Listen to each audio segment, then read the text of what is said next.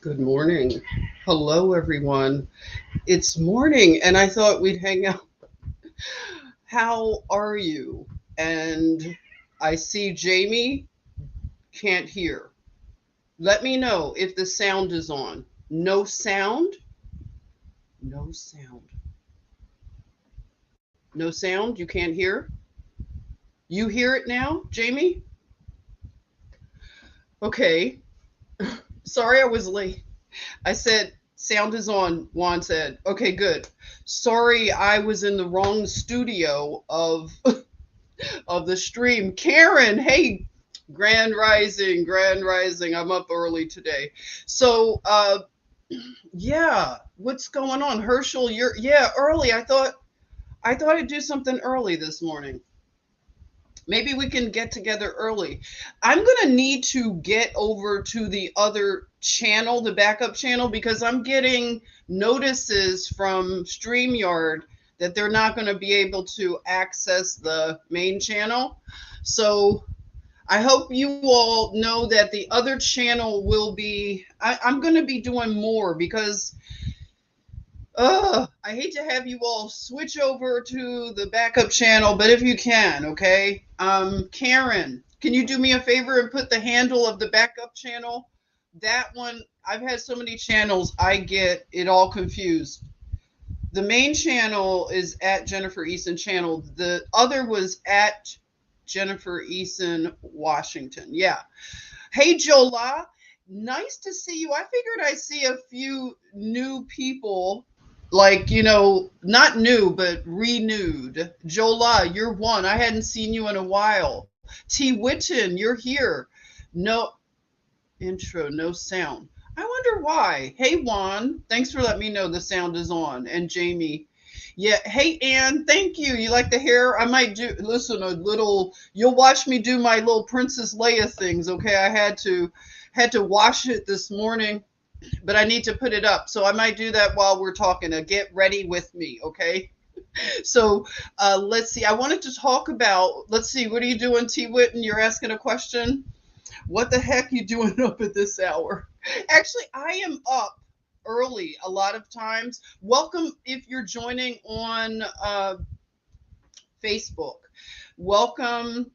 Yeah, so thank you though. I really appreciate. Hey, Golden Amethyst, always nice to see you. You're joining in the morning. Yes, Grand Rising. Yeah, so there was no sound. I'm not sure what they were doing with the sound, but it's, little glitches going on. Hey Herschel, how you doing? Welcome. Sound is good now. Okay, good. Hey Shirley, Nikki. Hi Nikki. Yes. You're saying that now.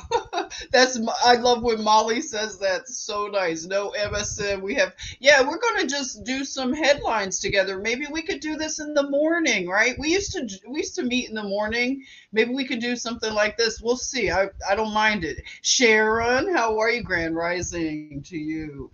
You've been up since 3:33. Anne has. Not surprisingly, because, oh, thank you. Karen put the backup channel. If you don't mind, please subscribe over at the other channel because I really need to do more on that channel because I have access to the studio. I may lose access through StreamYard. That's the only way I'm able to put a live or anything on the other main channel is because it's still connected through StreamYard.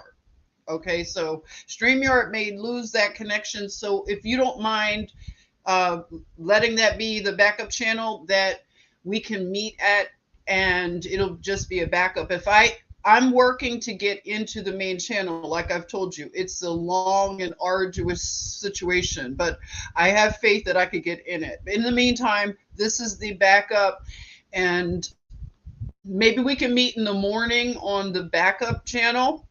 And it's just now they're adding the at, and you just do Jennifer Easton Washington. That's all. I try to keep my name pretty much the same across the platforms just to make it easier. Good morning, Aurora. Nice to see you early. Hey, Lady Di. Good morning on this Friday. Yeah, and T Wit, you love you love when the hair's down, T Witten. Thank you. You are so Jola is already on the backup channel.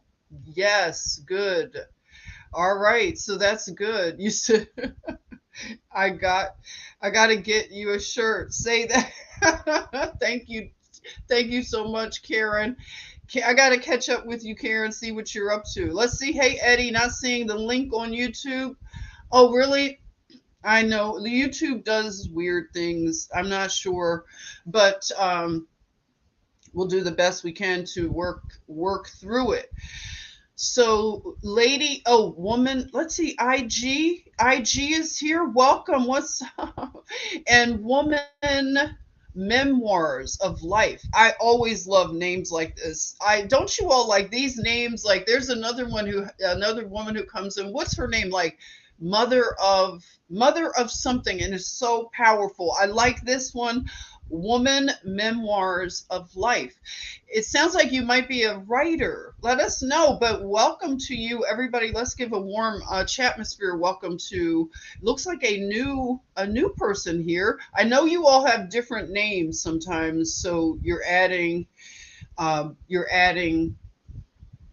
of your new channel names. So if you are one of the people that maybe changed your name, you could let us know if you want. Okay, so I want to talk about science a bit and a mother of messages. That's you too. Okay, see, I get to know some of your other names. So that's Nikki. So yeah, mother of messages. I love that name too. Yeah, I like Nikki now. I like Nikki.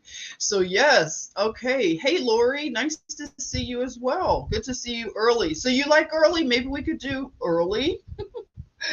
Yeah, maybe I could do early, and because I do some things in the morning, and I haven't been sleeping like a lot of you. I wake up at odd hours. I may sleep and then wake up, and just up and down. So we can maybe work with a morning getting together, going over what has been going on, if you have anything on your mind. I do a mindset, which is at 9:30. So if you all want that, if you want to join those morning mindsets, Chris and the team, we meet up on Friday mornings. So I'll be on that morning mindset at, I believe, 8:30 today, but it might be PM. Oops. Okay. I got to get all my days. Yes, you like that, Juan? A great way to start the day. Maybe you could do that, and then you could watch me I'm gonna do the Princess Leia things while we're doing some news and stuff. I'm just gonna whatever. I'll put them up, and you can see the process, okay? Because they're not gonna stay like this. The hair is not gonna stay like this, okay? So maybe we could do this in the morning. Get ready with me as I do didn't Darkitect name me Dark Leia? I thought that was funny. It's like Dark Leia. I don't know. Dark Leia? Do you like that? We could do a thing. I don't know. Dark doesn't always have to be bad, right? The speed of science. Yes, the irony of the language, of the grammar that we're dealing with right now in this very strange time.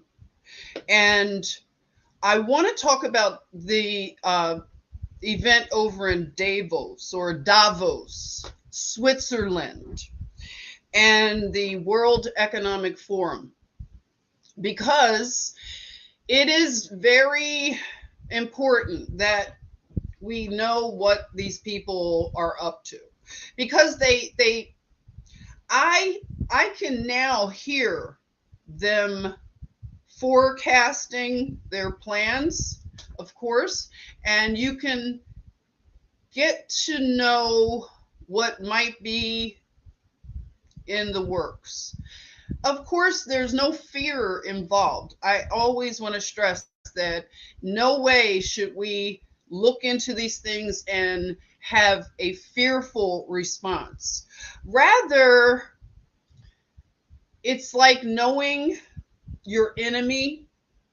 And then for those of us that enter into prayer, you have a prayer life, and you can put your petitions in terms of if you want to be specific about the things that are going on, because they are making an impact. Our prayers and our work, our voices, as long as you do not fear, we want to keep the voices and we want to keep the pressure and the search for truth, and always, contending with our faith. And truth, of course, doesn't need to be defended. Like, the adage and the meme says, just let it loose like a lion.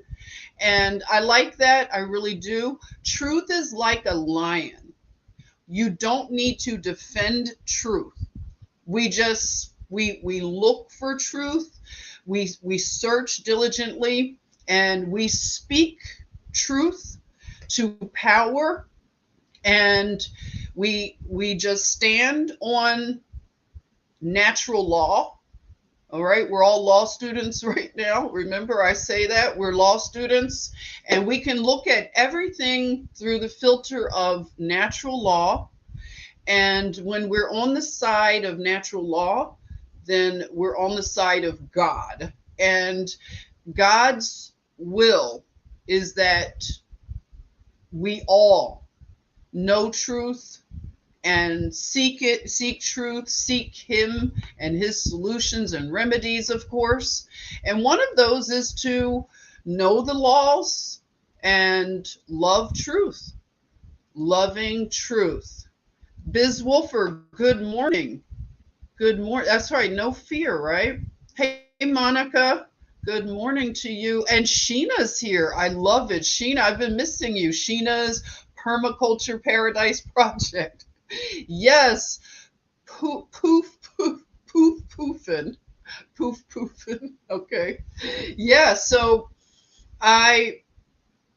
let's see. I put up something last night about Rebel News. I want to give them, oh my goodness, if you don't follow the work of Avi and Ezra over at Rebel News, I am so impressed with what they did. That a recent thing that they did over at the WEF Davos Summit, their yearly summit.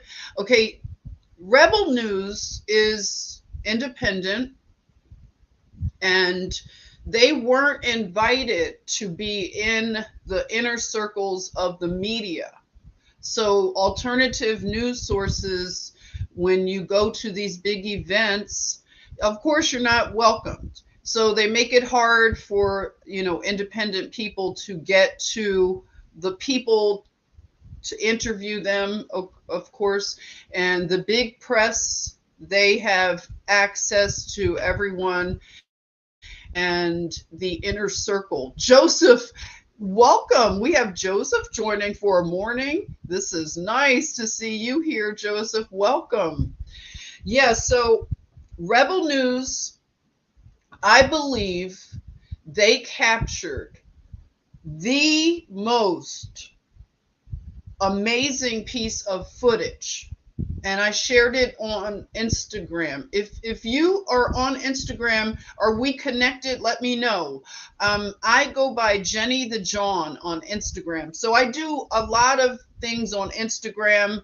I'm going to be doing more things on the backup channel. I'm going to just, make it just more lively.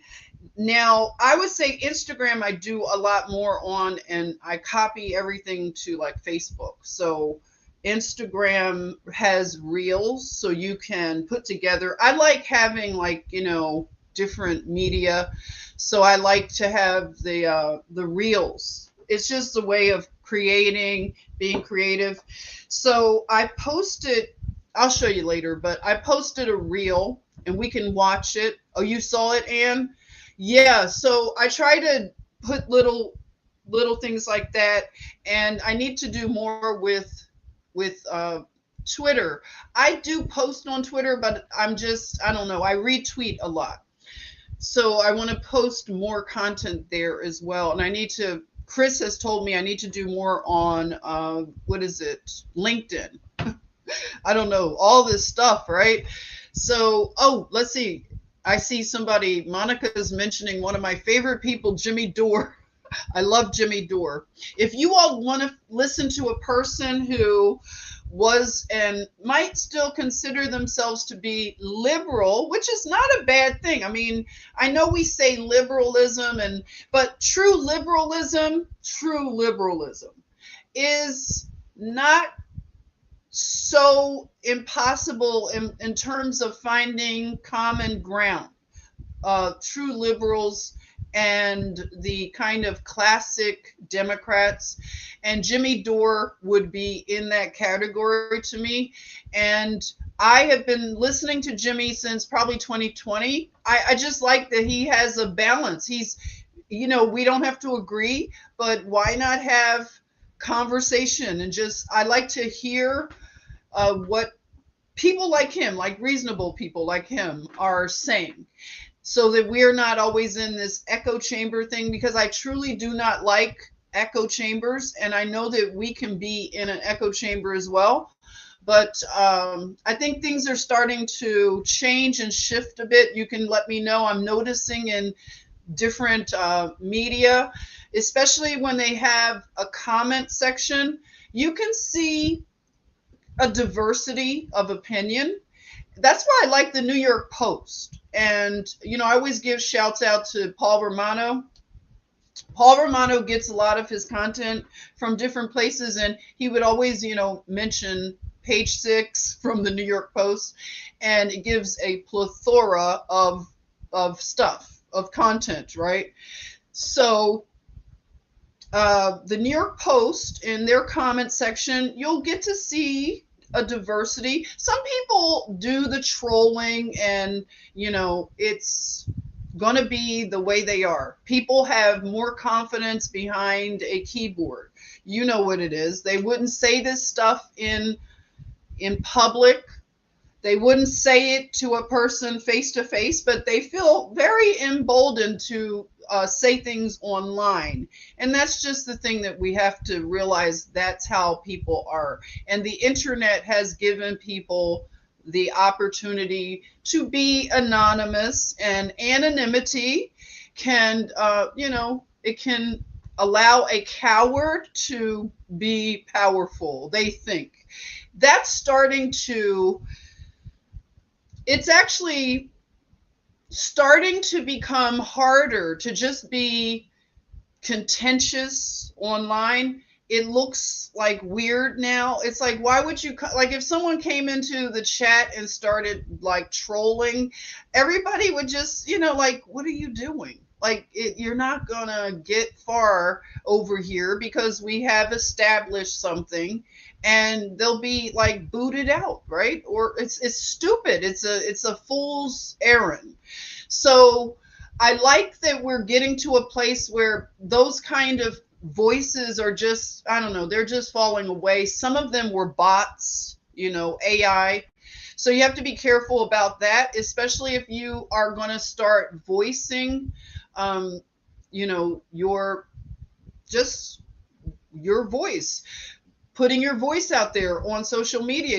We encourage people, we need more voices, but just, grow a tough skin in terms of the trolls, because trolls are now so, like, they're so yesterday. It's like, you're still trolling, like, really?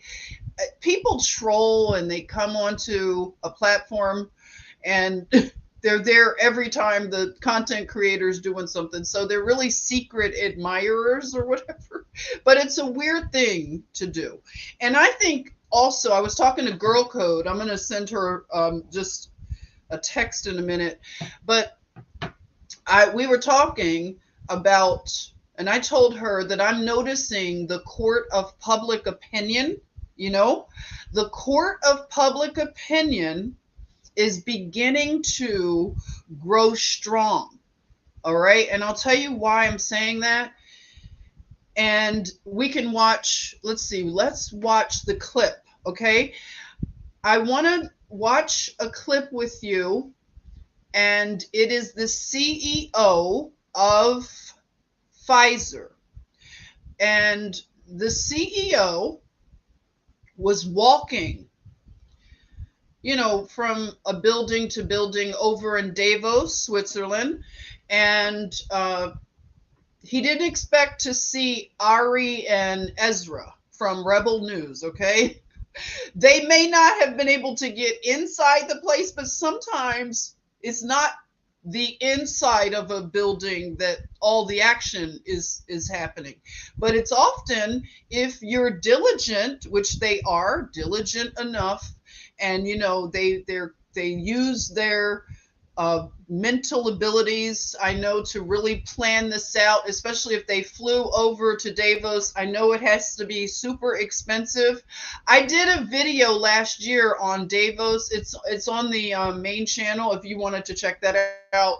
But I did one on just the fact that they're over in this small little quaint, it looks like something from The Sound of Music, the Von Trapp family. By the way, I've heard the Von Trapp family, did I say it, Trapp family, they're going to be doing something like a show. I don't know. Weird, okay? Little bit weird, but okay, this, it looks like The Sound of Music over there. It's beautiful. Hills and mountains and green and gorgeous and very expensive. Davos, very expensive.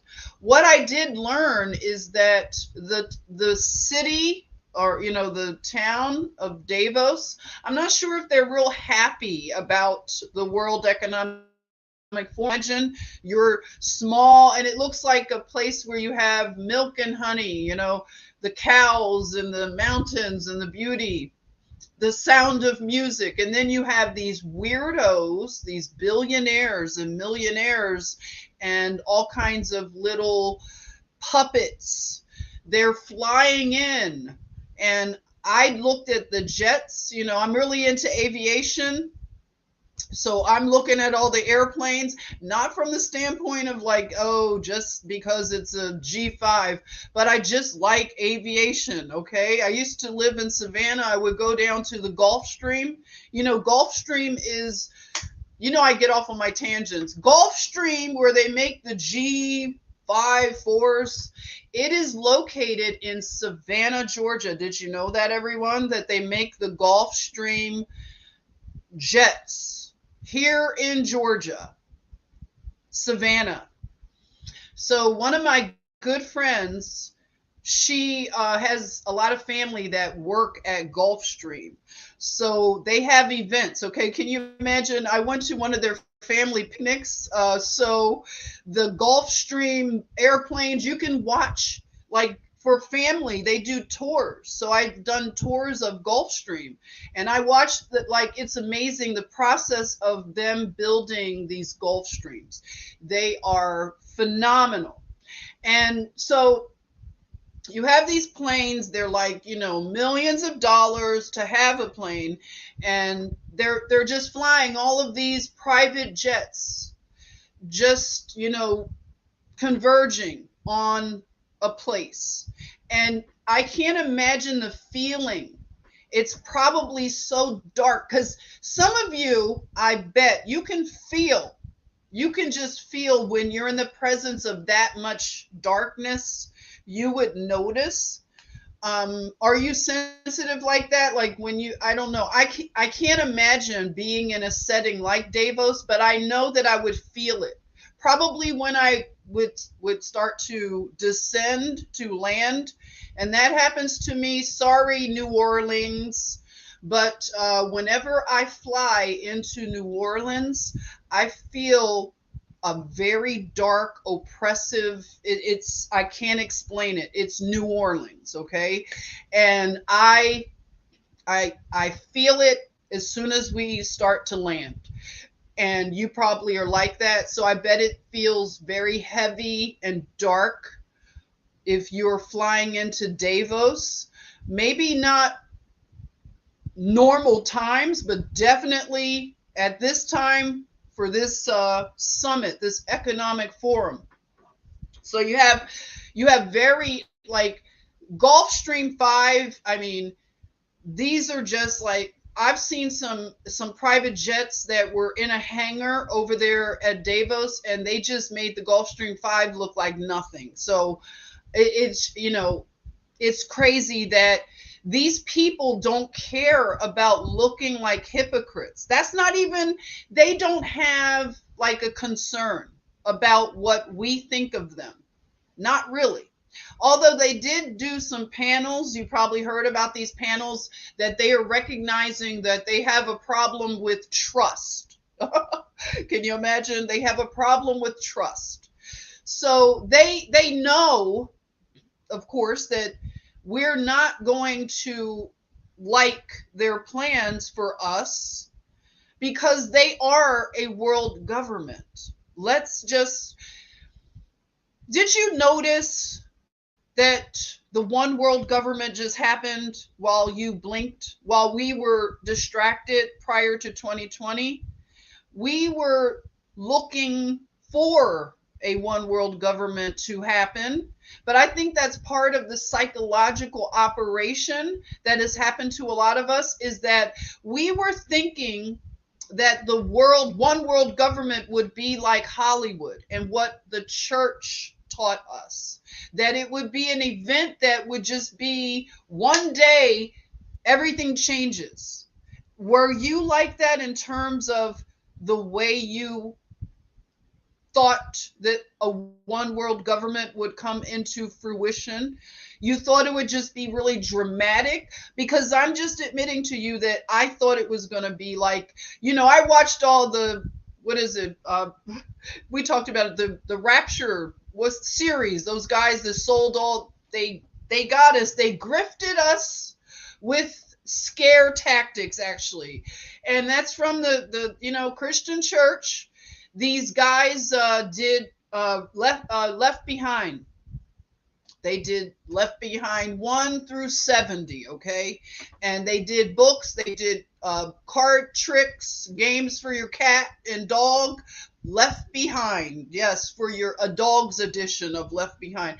They had Left Behind t-shirts, Left Behind bumper stickers. Listen, those guys, where are they? I don't even hear, but I'm not even plugged into the Christian, like Christendom. No, I'm not coming against the individuals, okay? I'm just saying I'm not plugged in anymore. I used to be super Christian, super church lady, okay? If you know me, you know how I used to be, okay? And the whole rapture thing, which I don't believe in anymore. I have repented of a lot of things that I believed, okay, from the church. And one of those things happens to be the rapture.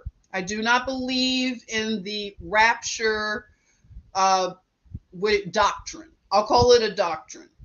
And I don't believe in Israel, the physical, Palestine, okay, Palestine. I don't believe in what I used to believe in terms of Israel and my relationship to Israel, the country over there that treats the Ethiopian Jews like garbage, okay? Racist, most racist nation, okay? And I was supposed to overlook all of that. I was supposed to overlook that the Ethiopian Jews are treated like dogs, okay? I was supposed to be okay with that. It's the most abusive relationship where I have sat in groups and I have bitten my tongue while they're saying things, but I don't do that too often. I mean, I get a breaking point, and I've had to tell someone off about their racism when it came to the Ethiopian Jews. So the whole psyop with the Christian church in America, I'll speak for here, the one that I know of, the psyop, which everything now is I'm looking at it through the psychological subversion of our worldview and how it has been given to us. It has been conditioned into us. We did not choose this worldview. It was chosen for us. So now a lot of us are beginning to unlearn, and it's very painful. It's very painful to unlearn things. When I show you this piece by Rebel News, let me tell you, it hit me. It hit me because there's a woman who is flanking because they caught Burla, the CEO of Pfizer. They caught him walking down the street over there in Davos. And again, however they did it, you want to call it guerrilla journalism. I'm here for guerrilla journalism if that's what it takes. I'm not for guerrilla warfare, but guerrilla journalism, not bad. Okay, so you're waiting out, you're in the cut waiting for Burla to come through. If you're a sensitive person, you could feel him coming through. You're like, uh-oh, a big devil coming down the street at 12 o'clock.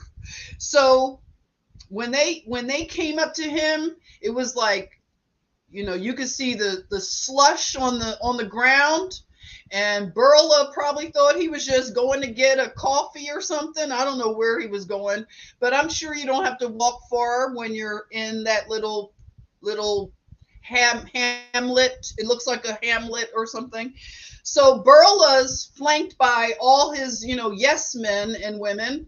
And they're just like weirdos. You could see a weirdo. Everybody looks like, soon as Rebel News came up, put the microphones in Burla's face and started.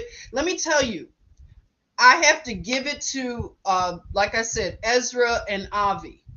They had the questions. I don't know how they prepared themselves. God's divine power, or did they practice this? Whatever they did, they seized the moment. They seized the moment. They didn't waste 1 second. They asked the most succinct and most powerful questions of the CEO of Pfizer. And let me just say, for anybody who's new and you may not know about Pfizer, I would say do some research into Pfizer. And also know that Pfizer wanted to have immunity. The irony of using that word. Pfizer wanted immunity like 70, they have immunity, okay, and we can talk about that at another time, but they wanted to be able to close documents for 75 years. And when you think about any corporation who would want to seal documents from the public for 75 years, they know that by 75 years, just think of the way that the world is right now, how the woke agenda, how the neo-Marxists have just taken over media, and the psychological operations that they have inflicted on the masses. If we go down this path, if you think of 75 years from now, and you think about generation, you know how they divide us a lot. I play into it only because it's easy to, use common language right now. But Generation Z, they have been psyoped in such a way that it should break our hearts, because this generation more so than my generation. I know that the baby boomers were looking at my generation and probably saying, we were lost, maybe. I don't know. But when you look at Generation Z and the millennials, you have to feel a burden of responsibility. I keep saying it to us. I'm so-called Gen X. I feel that the baby boomers and my generation have dropped the ball and dropped it so horribly. And when I look at the way that the mental health of the young people, and if you try to have a conversation and you just hear, if they've gone to college, you can hear the psychological conditioning. And now it's reinforced through social media. And even now, when you look at TikTok, which my daughter talked me into, getting a TikTok account. And, yeah, okay, I have a TikTok account. Hey, China, what's up? What's up? But there's a lot of good information on TikTok, and a lot of content. A lot of you all are happy like that some of us have TikTok accounts because you don't want to get one. I get it. And that might be the only way you get to see some of this content is when we share it. And that's why I do share it, because I know a lot of you don't do it, okay? Stay behind in the safe zone, okay? We'll go on into TikTok land, okay, for you. But it's a lot of good, I think, Gen Zers and millennials that are awakening to the woke culture. They're coming out of it. They are having regrets, and they're sharing their regrets about, especially when they've done things that are permanent to their bodies and gone with this agenda that doesn't care for them. It's very sad. And I'm talking about the trans young people. The trans young people are going to need us to embrace them because they have been left behind, especially if they get on a microphone and start telling the truth. Oh, you know what? I think this is why, 1 minute, my mic wasn't plugged in. That might be why you didn't hear. Let's see. Is everything good? Let me ask you, because I did. I'll wait.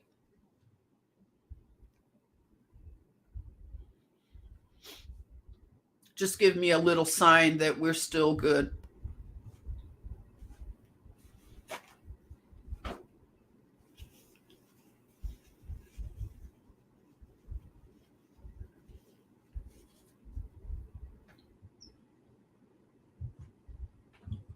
Okay, good. That might be something that I did. It sounds better too. Hey, Laurel Flower. I love that name. Let's welcome a new Laurel Flower. Better? Okay. Now I'm glitching. Juan says, now I'm glitching. It's always going to be something, Juan. With this, it's all good. Hey, Jen. Welcome, Jen. Thanks for joining. And Seabreeze, I haven't seen you in a while. Well, I could hear you, but now it's much better. Okay, see, that's why these things, like if you ever want me to talk about some of the little setups here, if you want to do some broadcasting, I'll share the things that I'm learning. But I had this microphone for a while. I hadn't even used it because at the time I had a laptop that had a good enough microphone. But I had this microphone and I decided to take it out, and I do see a better quality. I hear it, and you all have told me. So I just forgot it, waking up. If I do this in the morning, I'm just going to have to remember things or remind me, okay? But I'll share, like I said, some of these things that I learned over the course of the years doing this. Hey, Jenny Okie girl. Welcome. Ooh, we're early today. Yes, I think I might do this more often. Michelle Bear, welcome, Michelle. We had to come home when street lights come on. That's right. Yeah, we rode our bikes. We played outside, a lot of us that We know the feeling of growing up and just being a more natural child, like I would say a natural law childhood, natural. So I was saying in terms of, yes, the generations that are, following and are becoming now the new leaders. The millennials, definitely, they are in positions of leadership. We see it even in our government. You have the, what is it, AOC. She's a millennial, right? And it's a whole lot of millennials. I know that wasn't a great example, but it's just to say, that's what it is. A lot of millennials, the squad, they appeal to the millennials. And the other generation under, they're approaching adulthood, but a lot of them are being left behind. Once the institutions get them in the public education system, which is now weaponized so badly,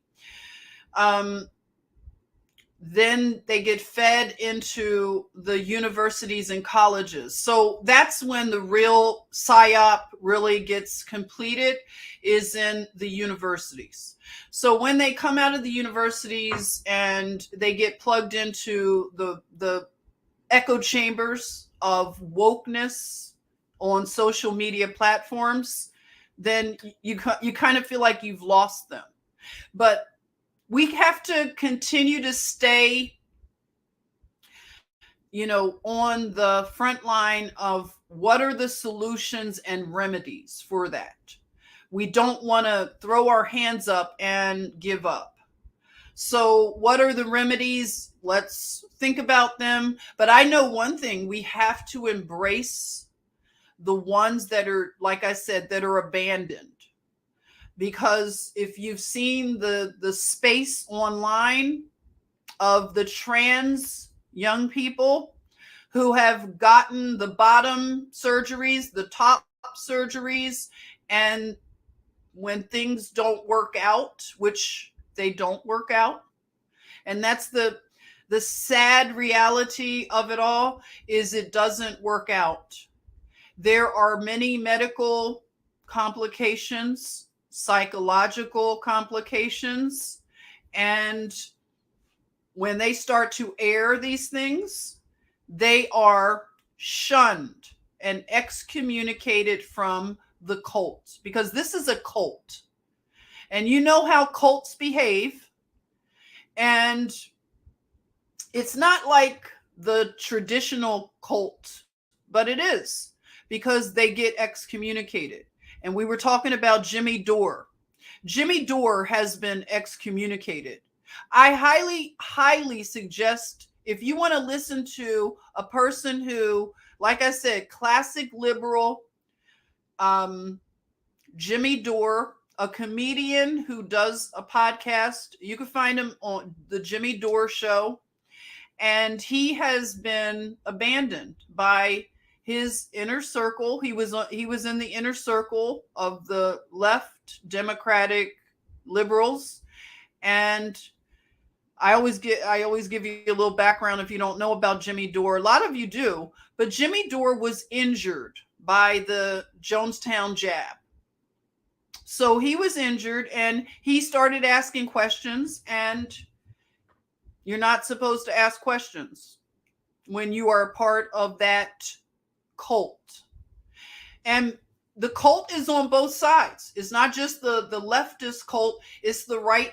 The right has a cult too. And a lot of us are, I can be with you, but I'm not part of the cult anymore. Cults are just not fun. I've been wrapped up in cultish things before.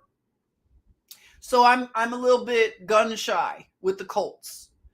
If I can't ask a question, if I can't change my mind, if I'm not allowed these things, then I can't be a part of it. Okay? I can't play the games.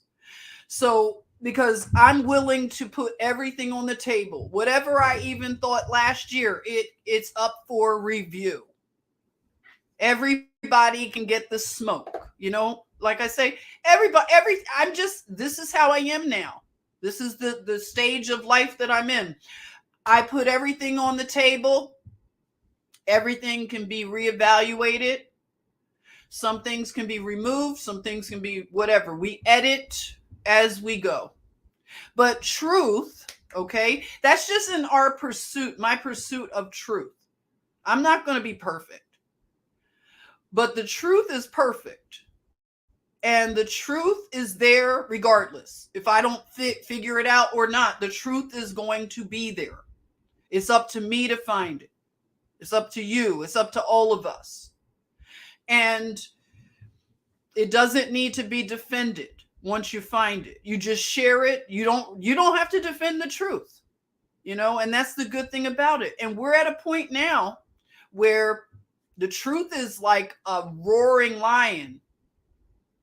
If you haven't noticed, a lot of the narratives are unraveling as fast as you can blink. So yeah, that's what they call them. I've seen that. T. Whitten, the Branch Covidians. That goes to Thomas Sheridan, who came up with the Branch Covidians. Yes, I think that's the Branch Covidians, or they call them Blue Anon. You know how, the QAnon, they like to put you in a little basket, right, Hillary, basket of deplorables.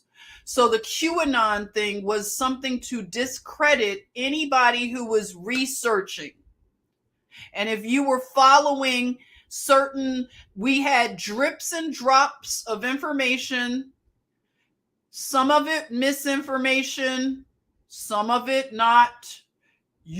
All of us had to we did a group project. We were looking through it.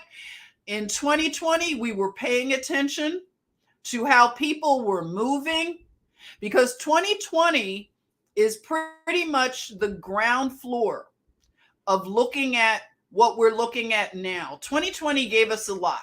But if you've been paying attention since 2001, 9/11, or if you're older, the Kennedy assassination, 9/11, but 2020 was the big alarm. That's when the alarm clock went off for a lot of people, and you realize, I can't hit the snooze button. Can't do it. So a lot of us, we realized that in terms of research, it was up to us.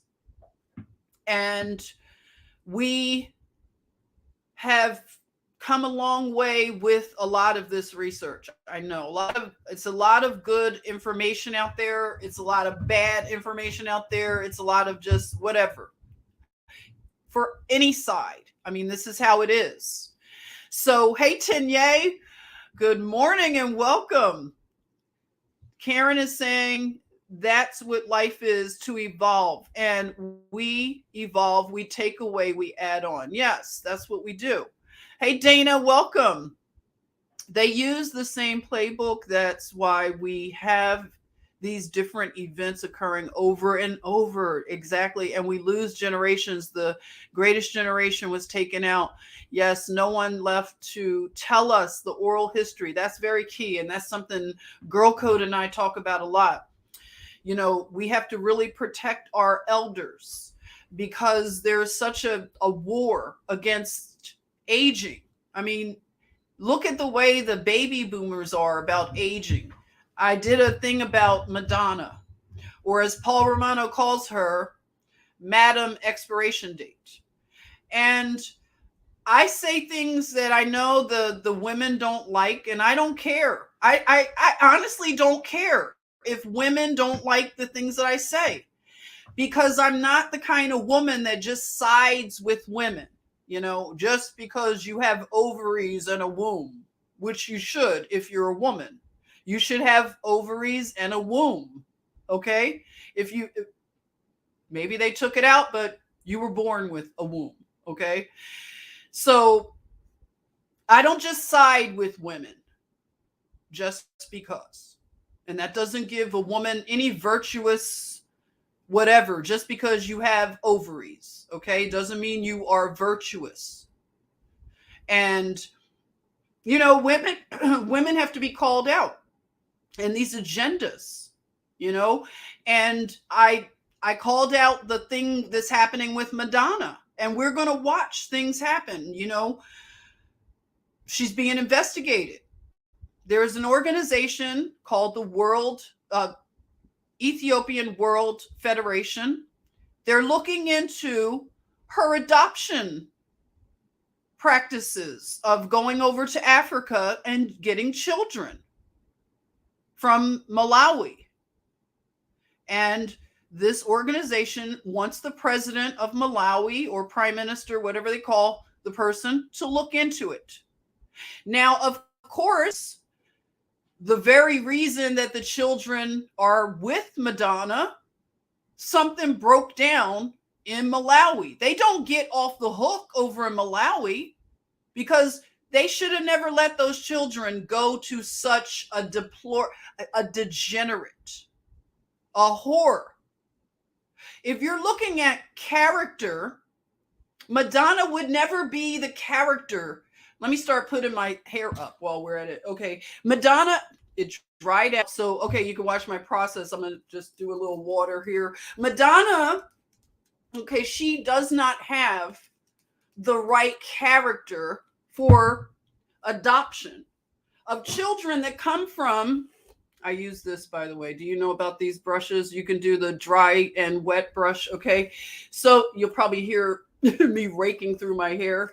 Okay. So, Madonna, she did a book, and this was referenced in this article that I read. If you want to catch that, I did it the other day. Yeah. So Madonna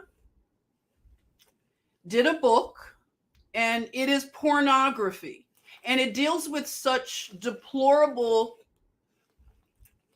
things that if you come from a culture like this culture, Malawi, a lot of African nations, they don't have the type of culture that accepts a lot of this liberal stuff. This is not their culture. Juan said, I'm bald. Well, you could use it still, Juan. You could massage your bald head, your scalp, okay? You got to come to me when I start doing my barbering, okay? I got you, Juan. I can still use this. I'll just do a little massagey thing, okay? So anyway, yeah, so Madonna did pornography book, and it deals with such degeneracy. Like I said, bestiality even. So these other cultures, they don't play this crap.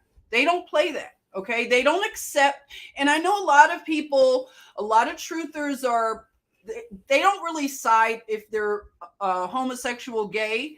We love you all. You know that, right? We don't have anything against, we love everyone, okay? Now, in other nations, okay, this is what I do so you can know. Okay, I just brush it, and now I'm splitting it, and I twist. Okay, so other nations are not putting up with this in terms of conditioning children, okay? So they have accused her of a social experiment with the children. And, other things that are alleged in this, I don't think they even allege it. They're just saying this is what it is, okay? And they need to investigate it. Now, the country of Malawi, if they don't look into this, then it's really going to look horrible on their part, really bad. So I'm just twisting up now, so you can kind of see, it kind of looks like a Danish, okay? So you're about to see Leia come forward, come through, Leia. Okay, one, up. And they need to look into this. Malawi. Now, the thing with what Madonna has done is she is using her power, influence, and money. All right, and that's terrible. So she's using the money to like, oh, I'm opening an orphanage called Raising Malawi. Oh, are you? It's the, like, why does she have to be the savior? And that's really sad, So she's opened an orphanage and she's probably done other things with infrastructure. I don't know. I heard something about maybe a sports stadium. And I hate that sports is always like the thing. Like when I go to Ethiopia, that's right, Ethiopia. I'm going to talk about you too. I love that you are the ones driving. Well, it's called the Ethiopian World Foundation. I love that they are driving this. But I have to say, when I go to Ethiopia, I'm not pleased that you see China building, soccer stadiums and all of this kind of stuff. And they're doing things with trade and taking resources, of course. We know China's doing that. But I don't like this. Sports is always the way to get into the good graces of a country, is if they build a stadium of some sort.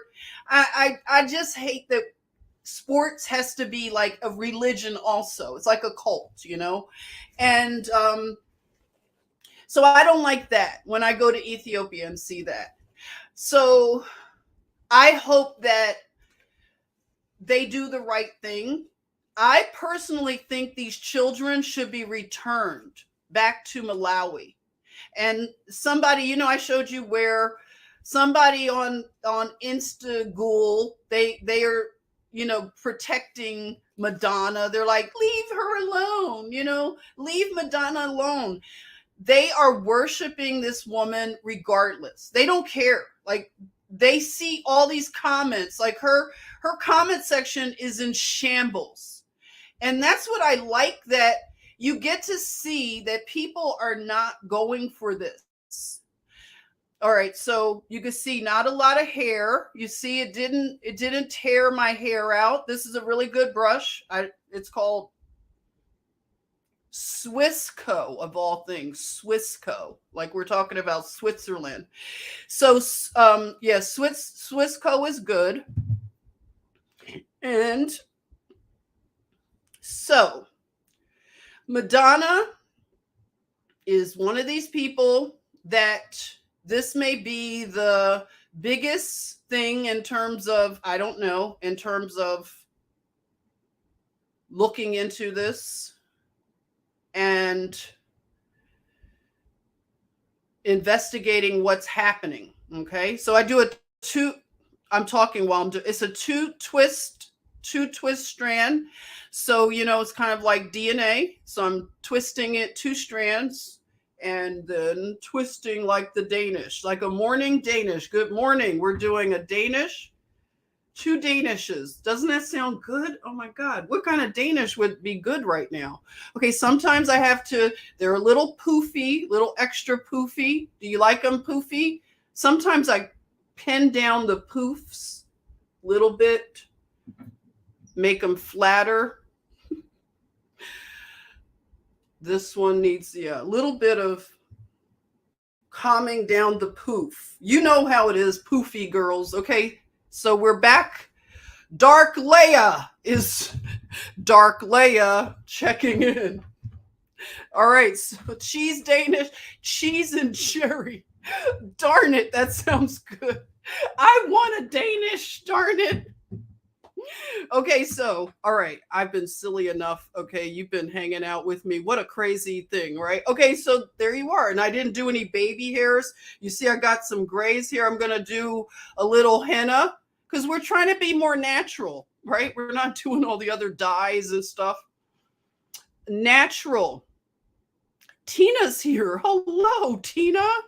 You missed it. I did my Princess Leia buns Danish today. You got ready with me. Okay, so let me present something to you. We're going to do share screen. Hey, that Rebel News did. Caught one of the lizards over in Davos. Fabulous. This is from Avi and Ezra. Let's see. Has it? Can you see? All right, good. Embrace the silver. I know. I want to. Woman Memoirs of Life. She says, embrace the silver. I want to. My mother wants me to not do it yet. She doesn't want me to embrace the silver. It's for my mom. I became a nurse because my mom told me to. Tenier said, does the henna work? Yes, it does. It works for me. What I do is a 2-step henna. By the way, I know this is crazy, but we're just doing it. Oh my God, I'm missing things. But the henna I do first, it's like a red. It's a red, and then I do a indigo on top. I had to plug this in. So an indigo on top of it's a long process, I have to say. If you want to do it, that's right. Laurel knows it takes a long time. If you're up for the long time, but I've been dyeing my hair. Laurel says with henna for years, it takes so long. Yes, it's especially if you do a dark henna, it takes a long time. I love my silver. Oh, I'm glad you too. I love silver hair, and if I could get it to all come in all silver at one time. I just don't like how it comes in slowly. I'd rather it just boom, Henna has metallic in it, metals. Yes, metals. Natural metal. And you can get better hennas. I get mine from Henna Souk. It's called Henna Souk. And they have really good products. And I wash my hair with a shampoo soap. So I don't, it's easy.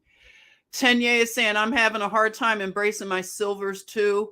My hair is red. Yeah, so if you have red, you can put, red is really easy to do with henna, by the way, Tenier. You can maintain red. It's called, what do they call it, everybody? If anybody knows the red henna, but I get mine from Henna Souk. Let me write that down. Henna Souk. If you want to look into, I think that's the spelling. All right. So yeah. Silver is wisdom. Yes. Wisdom. Don't hide wisdom. I love it. I love it. Love it. Love it.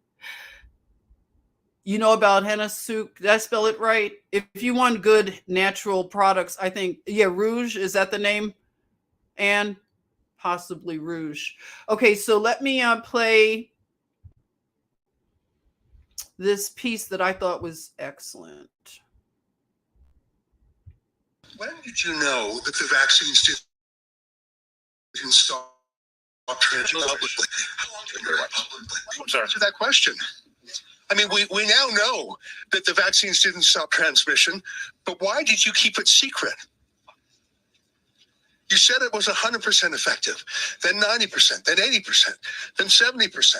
But we now know that the vaccines do not stop transmission. Why did you keep that secret? Have a nice day. I won't have a nice day until I know the answer. Why did you keep it a secret that your vaccine did not stop transmission?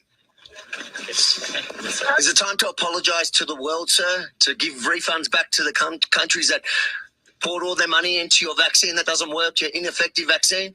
Yeah, you'll go there, right? Are you not ashamed of what you've done in the last couple of years? Do you have any apologies to the public, sir? Are you proud of it? You've made millions on the backs of people's entire livelihoods. How does that feel to walk the streets as a millionaire on the backs of the regular person at home in Australia, in England, in Canada? What do you think about on your yacht, sir? What do you think about on your private jet? When did you know that the vaccines didn't stop transmission? How long did you know that without saying it publicly?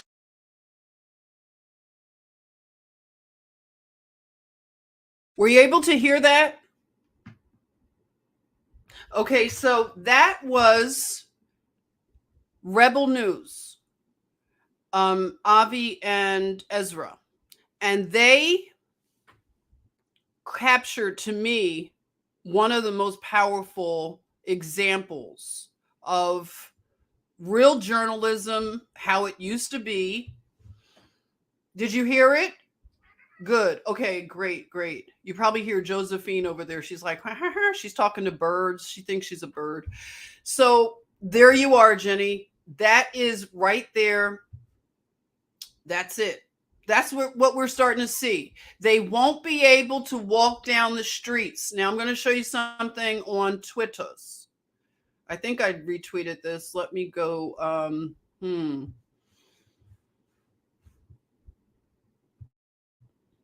Okay, let me just line this up on Twitter. And this is another example of what's happening in terms of not being able. What is this? This guy was in New Zealand. Do you all know what I'm talking? I think he was in New Zealand, man, with boomerang. Okay. Oh, darn. I didn't spell it right. Boomer.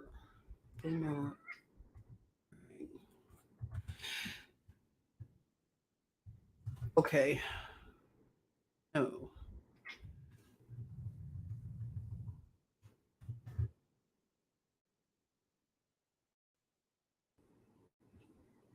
Yeah, here it is. Whoa. Good thing it didn't take me long. Okay, I'm about to show you something that's so wild. And it's going in with this right here, what Jenny said. They won't be able to walk down the streets. We were told that. That was part of in 2020, all the truth that was dropping. They won't be able to walk down the streets. Like I have said, this is the court of public opinion. Public opinion. And if we don't see courts in terms of taking these people down, because there's so many people, you have the high level people, but you have all the minions, the order followers. You know who they are. You may be an order follower. I'll tell you that following orders is very evil. I followed orders, doctors' orders. And sometimes I should have pushed away. I did it with some things, but I should have been more consistent and not followed orders. And a lot of people are going to have that, whatever that moment of waking up and not being an order follower, because those are the people that they're not often seen. Of course, we see Klaus Schwab and this guy from the Pfizer CEO, you know, they look like they're straight out of Central Casting for like the evil guy that wants to take over the world, you know, and they're sitting in the cat. They got the cat, you know, they're always with the cat. What's up with the cat? The white cat, right? So these guys are, you know, they're lizardy. We call them lizard people. It's easy, right, to see the evil on them. Molly, thank you. No MSM, just Professor Jen. Oh my God, I'm missing my mindset thing. Darn it. I got caught up. I thought I would end the live stream and now I will be late. Okay, I need to be better. I got to be better with this juggling. I should do it earlier. Let me know. We can meet earlier, or I need to stop the live stream sooner. I was babbling too long, but thank you, Molly. So back to they won't be able to walk down the street, because I just couldn't end the live stream. I don't know. The spirit took over me. Shawnee. Hey there, Shawnee. My mom had me shook. I used to too. Really? Jen says public opinion isn't law, is it? No, it's not. But public opinion, when you're dealing with trust, public opinion is powerful in what I'm observing. And you can tell me, public opinion is rising because you have a lot of people who have now been injured because they put trust into science. So the public opinion is important because the judgment of the people, when they realize and wake up to this stuff, it's going to be very critical. because we haven't given what that bozo scientist, remember, what's his name? Neil deGrasse Tyson. He was on, he's making his rounds. He's not doing an apology tour, but he's doing a doubling down tour on his stupidity. So Neil deGrasse, he said that this was a public health contract, that you take the Jonestown jab because it's for the greater good, it's for the public health. And whenever we allowed public health to become an institution, that was when we lost our freedoms, a lot of us. Public health is the way I see that they were able to get the world government really cranked up. It was through health. And they used the cultish type of psychological conditioning by telling you that you are harming grandmas. Remember they did that? You're harming grandmas. You're killing people, they told us. And they made you feel guilty for not going along with the group. That's very dangerous. It's very deadly to make decisions like that based on a group think. And like I was talking about Jimmy Dore, he's been injured. And then he's been excommunicated out of the cult, because you're not supposed to talk about it. You're not supposed to ask questions in order to keep your membership in the cult. So the ones that are just, they're leaving right now, they're feeling the loneliness and the, it's the divide, the great divide. And a lot of us have gone through the grief of losing people that we thought were good people, but now we realize they've been taken away by satanic, a mindset and a worldview.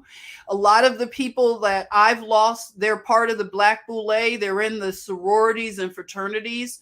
And you can understand, like, of course, they're going to go along with all of this psychological stuff because they've already learned how to give up their sovereignty as an individual because they want to be a part of the go along to get along gang, as Kwame said, he called it. So if you like to go along to get along and you don't want to say anything because you love your membership, it's very dangerous. And we realize we have a lot of people in our lives like that have decided to be against God and to go along with a satanic worldview and side with Satan's people. And it's very painful. I thought I knew people that were real Christians. Like, especially some of my best friends, their mothers and stuff. I thought they were Christian, like older women and stuff. And then now I realize, wow, maybe they're not. Maybe they're not like these good people that I always thought and always looked up to them, because they believe in a groupthink where you take freedom from people. They don't like people to speak freely. That is Luciferian to its core. Anybody who thinks it's okay to take your job, your livelihood, because you won't take the Jonestown jab, like, they have people that are still believing this stuff. They still want to talk about this dumb virus. They still want to keep masks on. They want mandates. They believe in mandates. These are like people that we really thought were our friends. And so people like Jimmy Dore, he's going through it, I think, even worse. I think it's even worse for him. Because a lot of us have always been like on we've been the black sheep of our families and friend groups. I was always out, I was out of step, out of rhythm with my friend group. They always like Jennifer, Jennifer, she's a hippie. She's a whatever, free spirit. She's crazy. She's a conspiracy person now. She went a different way. Yeah, and I'm okay with it because I grew up an only child. I don't need to have a lot of people. I can be good, okay, without being a part of a group.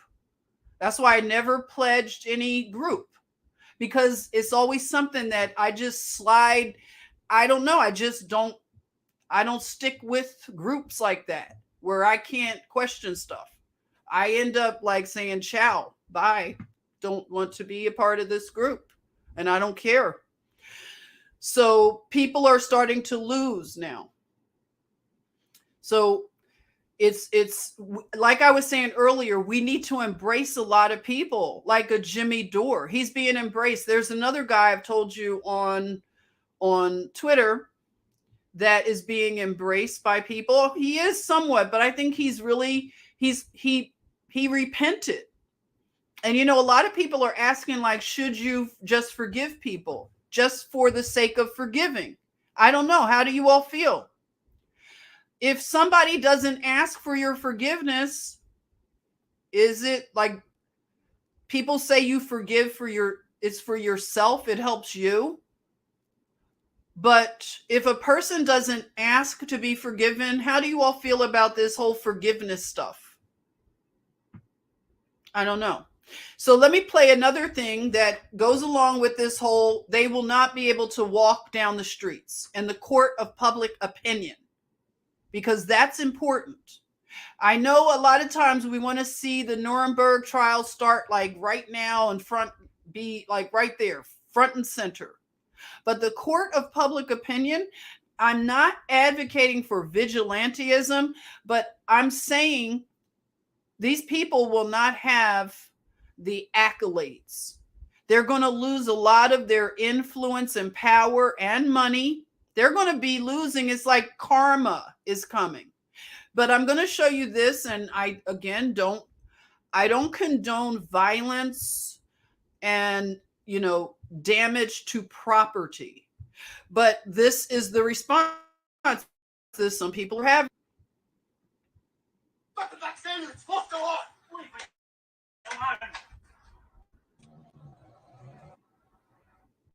You catching this? Yeah.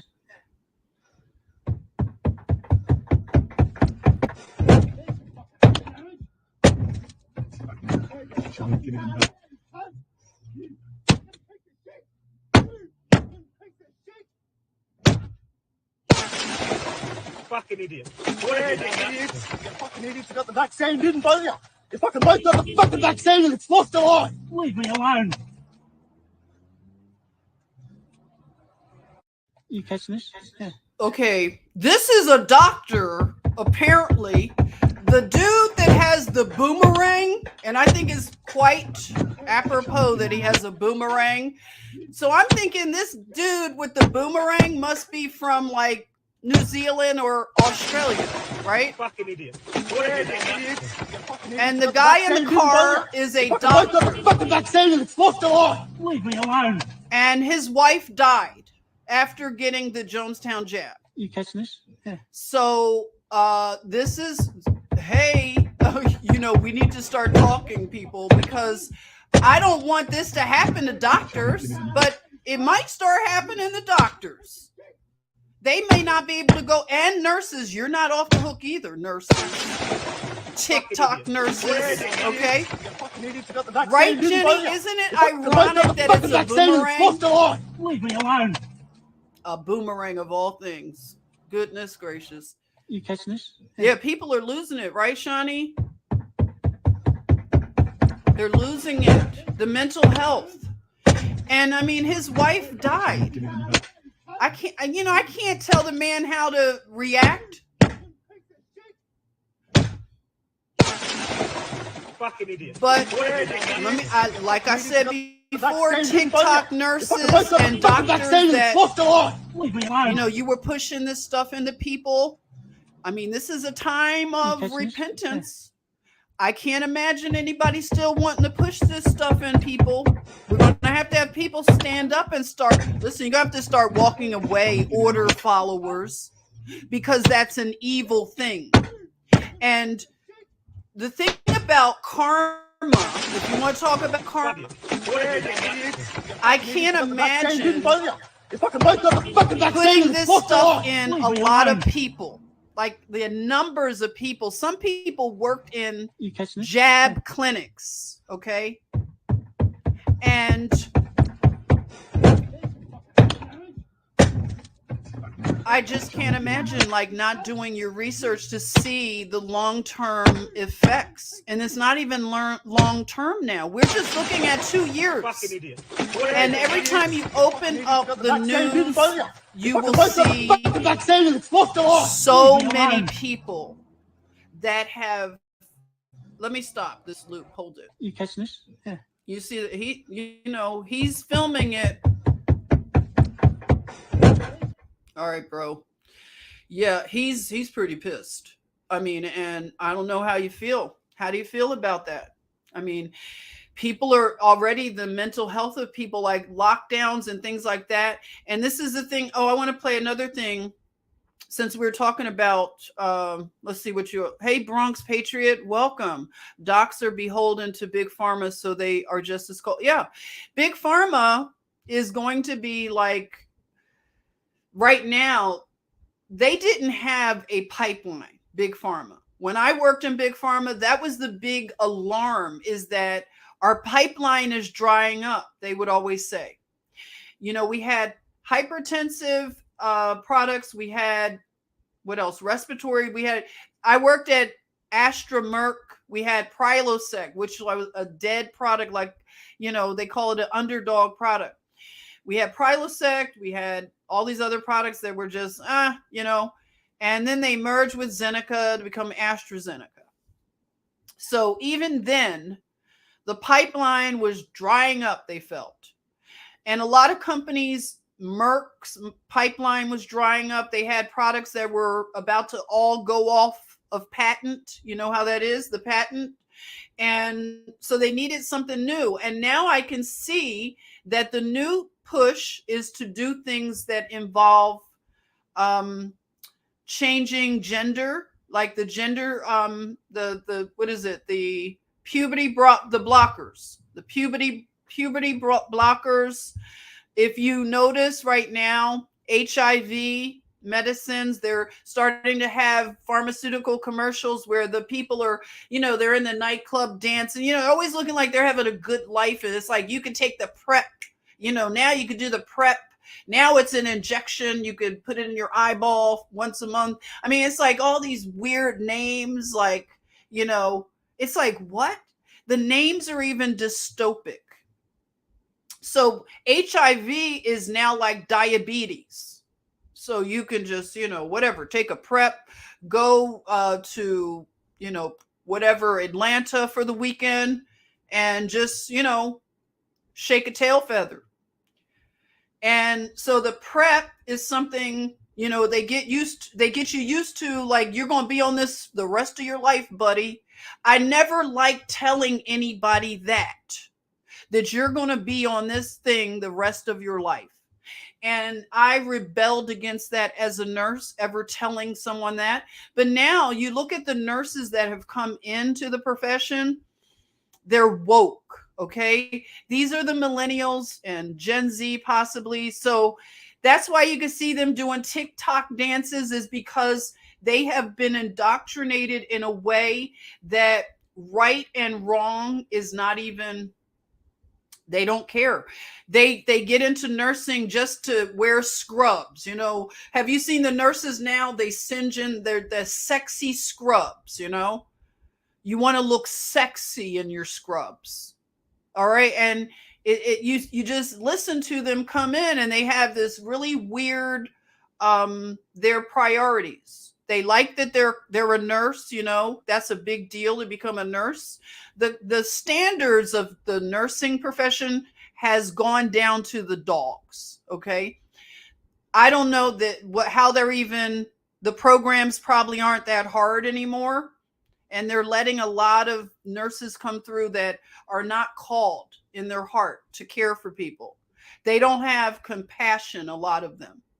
And they need like older nurses to like mentor them. And I tried my best, to do that. I would always just speak to them.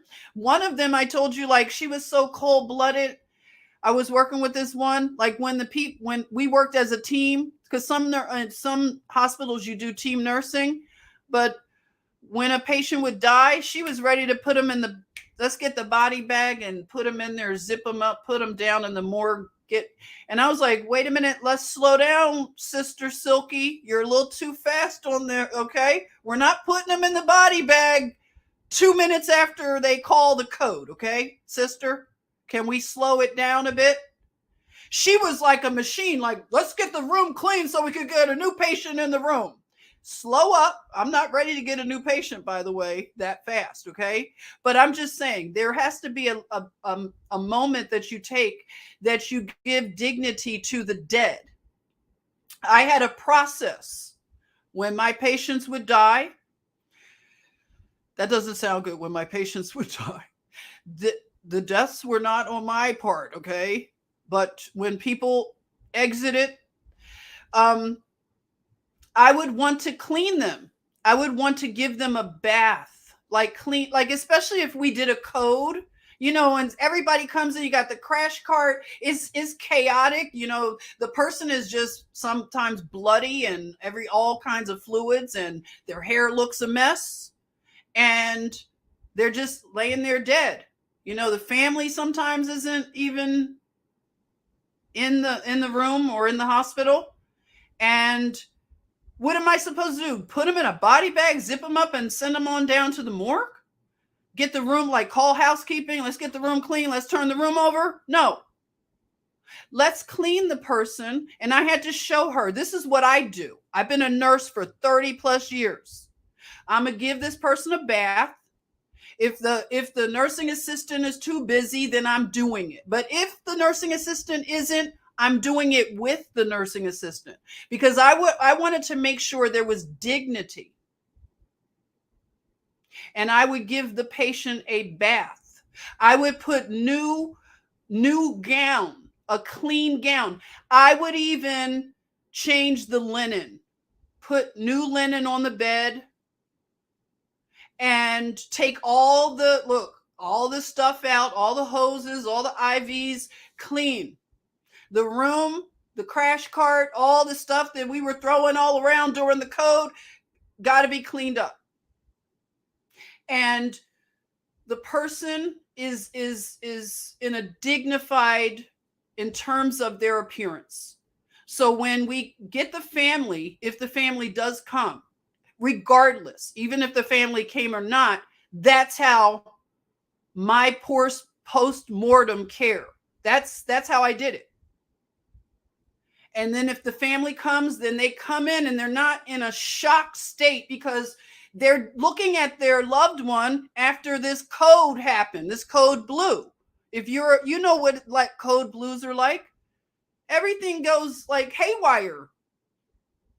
And if they call it and the person doesn't come back, then everybody flees. They run back to what they were doing. And, you know, you're left there with this chaotic room. And so I would want to mentor these younger nurses to possibly consider doing this as your nursing practice. Not just caring about someone when they're breathing, but when they die. How about some dignity and respect? And so if you are an older nurse that is, you know, you're observing this coldness of heart in the profession, you have to speak up and you have to be the example. You have to take on the younger people. They need mentoring because a lot of them are in it for the money. And a lot of them, you can see, like I get like every day recruiters left and right. And during the time when they were doing the Jonestown jab, like in full, they had jab clinics that you could work at and make tons of money. Oh, it was so much money to be made. And if you wanted to do travel assignments because they were losing so much staff and you could just travel all around, make tons of money. But at what cost is all that money to be made? I just saw an article today, actually. There was was it today? A woman who held, I think it was yesterday, it was mentioned on something, a woman who held a jab clinic, I think she committed suicide. Something, I mean, it's just a lot of death now. The spirit of death is very thick. And we have to talk about this stuff openly. Because another thing I want to tell you that I've observed. I know that positivity is good, and let's be positive, and let's always talk about unicorns and rainbows and puppy dogs. And no, okay, those days of just that positivity stuff all the damn time, that's not balanced. And the people that want to always be into the flowers of everything, you're in the tulips tiptoeing, that is wicked also. And I heard another content creator, I think she called it toxic positivity. Is that a thing? Toxic positivity. We can't all be in this like, love, light, and love and light and love and light all the time. That actually annoys me. I don't like, and that's part, like I used to be in that new age kind of whatever frequency. Excuse me. Everything isn't always on that love and light stuff. We have to get our hands dirty, and we have to expose, and we have to voice these things. That's how a lot of we got into this stuff, is the ignoring it and being apathetic and always into this just one vibration all the time. Yeah, toxic positivity 24/7 is evil, because you're absolutely ignoring a moral obligation. We have a moral obligation to speak out. We have a moral obligation to even look at the graphic side of things sometimes. Some people can't even look at, I can't look. Sometimes you need to look at some of the things that are not comfortable so that you will know that it's really happening, and that we can't all be apathetic and always in the toxic positivity 24/7. So, denial of reality, I call it happy hands. And it's good. I mean, it's all about balance. It's a balance. And we're at a point that we can't even ignore it. Ignoring it is to our own peril. We already have world government. We have people that have the absolute audacity to meet every year and make decisions for the world. And they're already talking about their next thing. Is that what you call it, Molly? The love and light psyop. That's what it is, because you know what it does? It keeps you from doing anything about it, because you're always in that love and light, sister, brother, kumbaya. I don't see race. I don't talk about race. We talk about race because race is always talked about. I can't stand that. I don't see race. I don't see color. I don't talk about race. Yeah, well, I do. Okay. And it gets uncomfortable. But that's the kind of stuff we got to do. Yep. Balance, right, Isabel? It's about balance. And yep, it has to be balanced.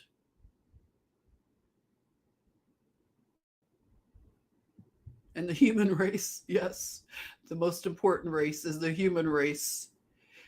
Let's see what Juan, you said. Balance is the key to a successful and productive life. Very true. Hey, this is a new name. Samnambulist.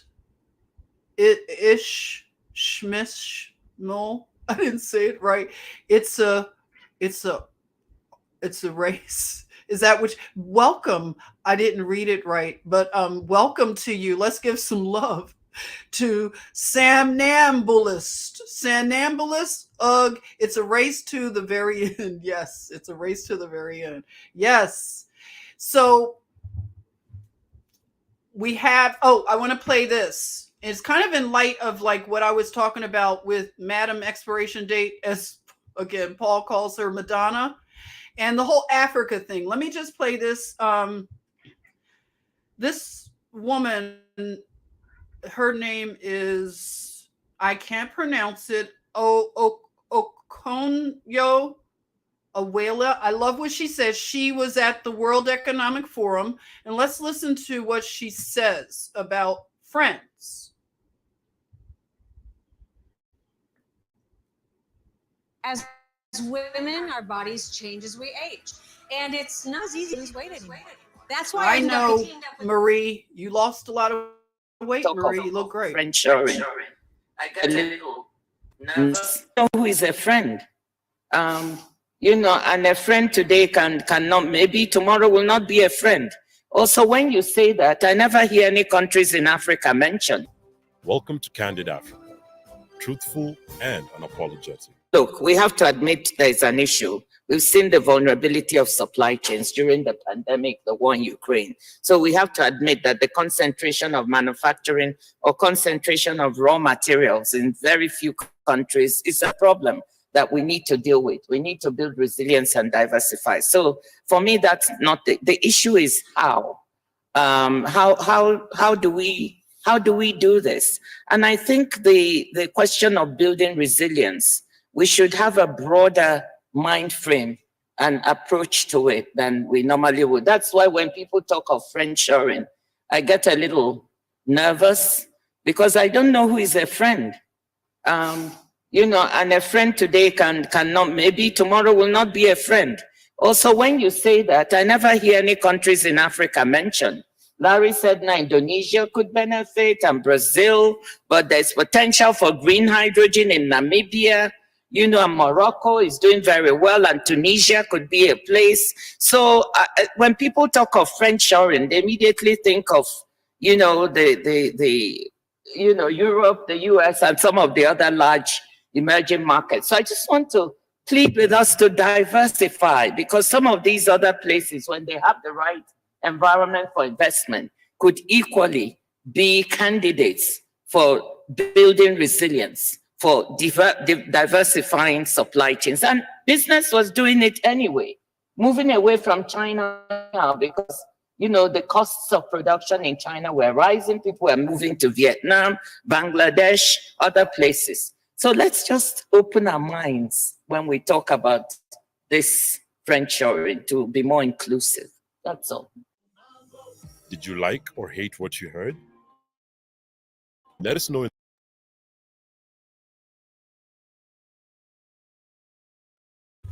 Okay.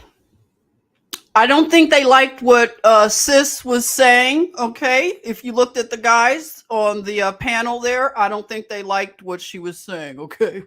She's like, what about your friends, okay? World Economic Forum.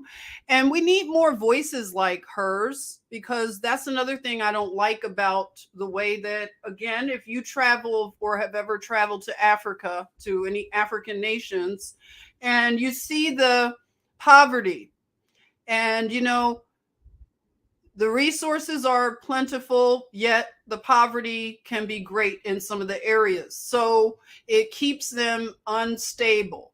And so the World Economic Forum, they're over there, you know, and she's asking a question, not comfortable. But something needs to be done with the leadership, of course, in Africa, the corruption in some of the regimes. And that's why the children are adopted out, which shouldn't happen. I don't think African children should be adopted out. I don't think that's good. We need to look at why do we have these orphans over in these nations. They need to stay in their home nations. And of course, this globalism and what's happening, we have to continue to keep pressure on the narratives. A lot of them are falling apart, as we're seeing on Twitter. A lot of the spaces, the Twitter spaces are good right now. I see that they're having a new Twitter space where they want to invite some of the people that even went over to Davos. So they want governors to be invited to this Twitter space. If you're on Twitter and you want to invite your governor, which I'm going to @ Governor Kemp, because he was over there at Davos. And yeah, I don't know what I think about Kemp, but they are having a lot of good conversations on Twitter. And if they invite the governors, that's what I mean about the court of public opinion, because they should have to face the public. Okay, so you were in Davos, so let's talk about some of the things that happened. They need to justify listening to the federal government and doing these lockdowns that absolutely decimated a lot of small business. They shouldn't be left off the hook for these things. And when they talk about the next thing that's coming, they're talking about a pandemic of the infrastructure, like having power outages that we've never seen before. So they're already broadcasting the next thing that they're going to create. Their de facto world government. So they want to do something where a scenario, they play out these scenarios, but that's what they've been talking about. The power grid going out. So again, not to move in fear, but they do broadcast their plans. They did it with this pandemic. If anybody was paying attention, they were talking about and having plays, and they were talking about these things, and some of them are talking about another one. They're trying to do another variant and stuff, and it's not going to work. Their bio stuff, I don't think they're going to get the buy-in again. I think they played their card with that one. That was a one and done. So they have to move to another thing. And so it's climate, and you got Greta getting arrested, so-called. And actually, let's go back to Twitter a minute, because Greta was interviewed by Ezra. Ezra was asking, he even asked, like, if I saw Greta, Ezra Levant is his name from Rebel News. Okay, so he did something with Greta. It's kind of cute, though. I mean, I know you guys don't like Greta, but let's play this, where he talks about her arrest. It was kind of funny. It's so crazy. It's so weird. It's like she was part of this whatever Andrew Tate thing, and then now she supposedly gets arrested. But you saw the pictures where she was just walking. Dutifully transcribed. Would you say you're a child actor? Are you a child actor or an expert? How would you describe yourself? Ezra Levant here for Rebel News. I'm standing outside the CNBC studio, one where the vice president threatened to clock our friend Avi Yamini. Of course, it's where all the VVIPs pop by to give their propaganda message, dutifully transcribed by the media party here. How dare you! It is the most important person in the world, according to the World Economic Forum. It is young Greta Thunberg. So we'll see if we can catch a minute of the young lady's time. Greta, how many times did you rehearse your arrest at the German coal mine? How many times did you rehearse it? Because it looked staged. Is it true? How many times did you rehearse your arrest, Greta? How many times did you film your arrest, and why was it staged that way? Greta, considering you've not spent much time in school, how do you know so much about climate change? Greta, maybe you want to talk to a real journalist. What did you talk to? You here in Davos? Was it successful? Greta, as a real journalist, is climate change as real as your arrest?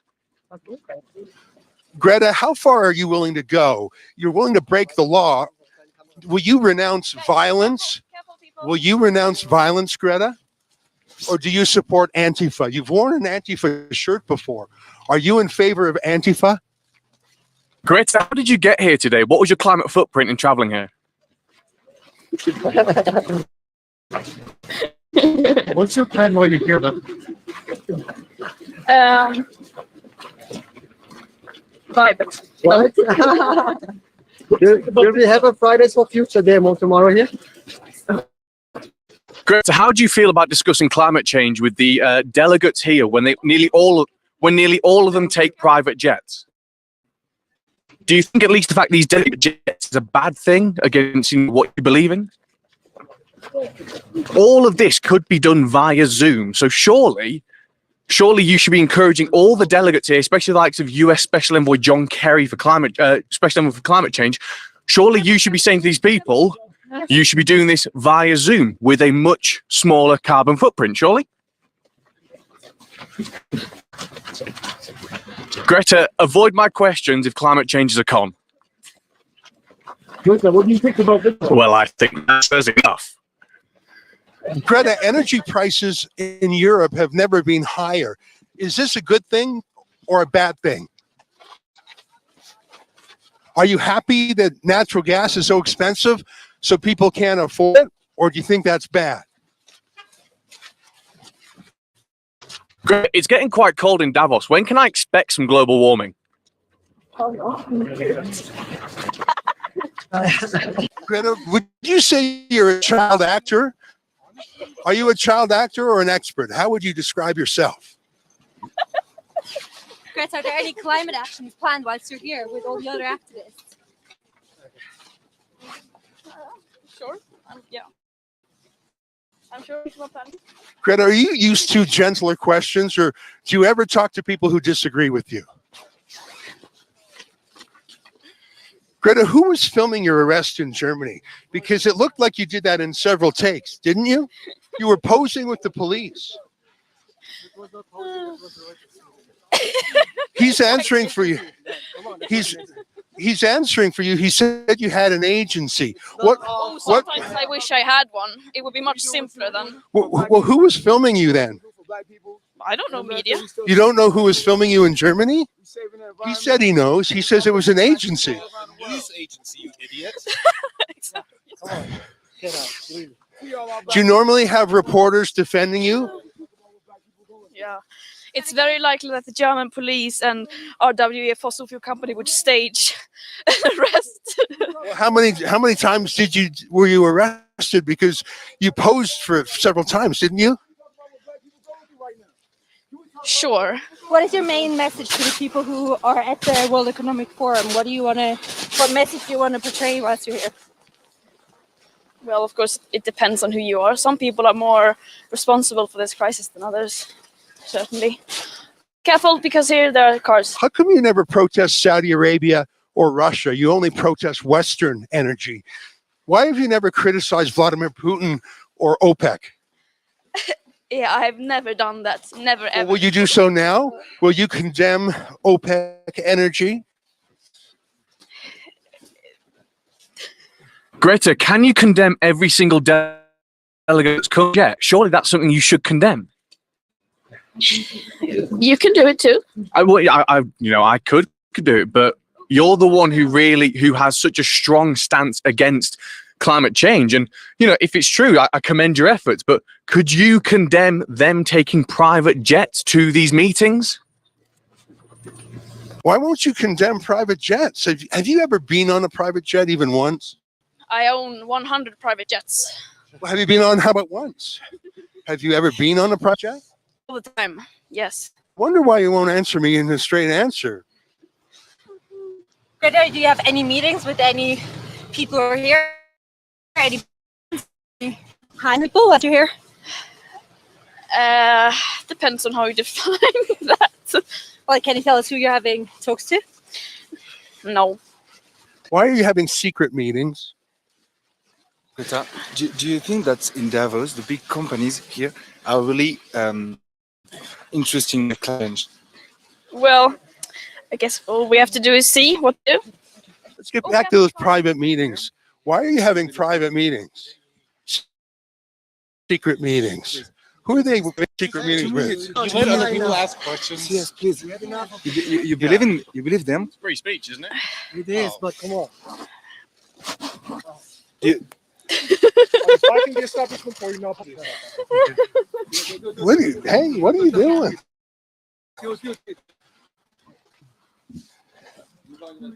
When it comes to solving things like climate change and heading in a different direction, do you agree with criminal damage caused by groups such as Just Oil in order to get the climate message across? Do you think it is justified? Are they called Just Oil? That would not be a very good name for. Sorry, Just Stop Oil. Greta, this is your opportunity right here. You don't seem to be taking it very seriously. Sorry? This is your opportunity to stop and tell us what you care about and what you're fighting against. You seem to be joining the establishment, not fighting them anymore. You're not one of them. One of who? Well, the people in the private jets and the helicopters flying in here to tell us. It's because I have many private jets of my own. Yes. It's okay. I want to move here.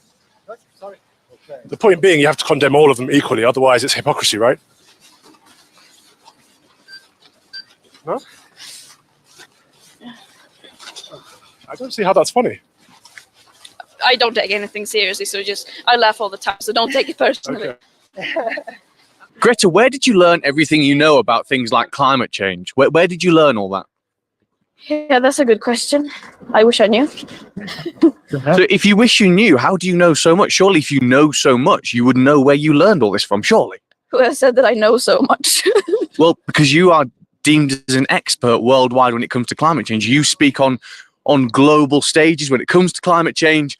And ultimately, some of the things you say lead global policy.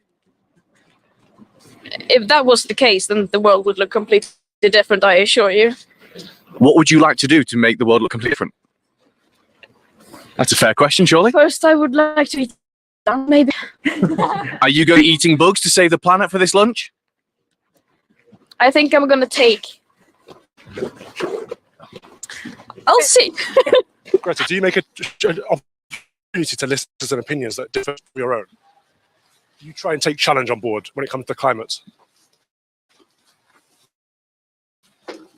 If you want to end fossil fuels, how did you get to Davos today? I came yesterday. I didn't come today. How did you travel here? Several trains. Trains or planes? I took a private jet, of course. Took a private jet. Yes. I mean, you laugh about this, but surely if it's such a big issue, it's surely no laughing matter. I mean, this is an opportunity for you to try and get people who don't agree with your message to try and see it from your side of the view and to maybe change their ways, surely?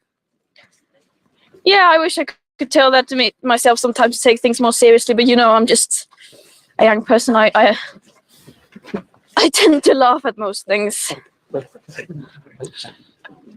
Do you regret encouraging young people to miss school? No. Does anyone have any idea where we are? No. Where we are. Tell us where you want to go, and I can tell you where it is.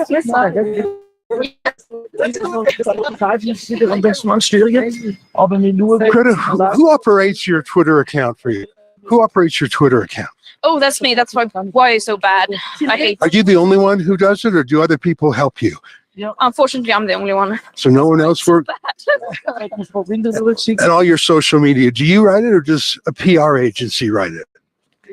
It would be much easier if I had a PR agent that would write everything, to be honest.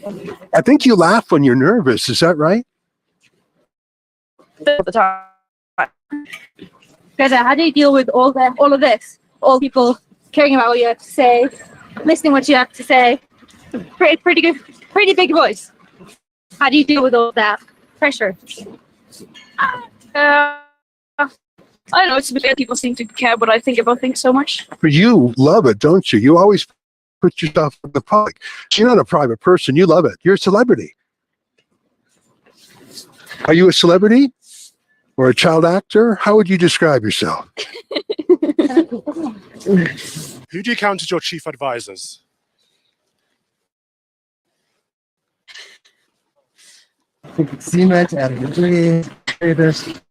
Yeah. Shell, Exxon, yeah.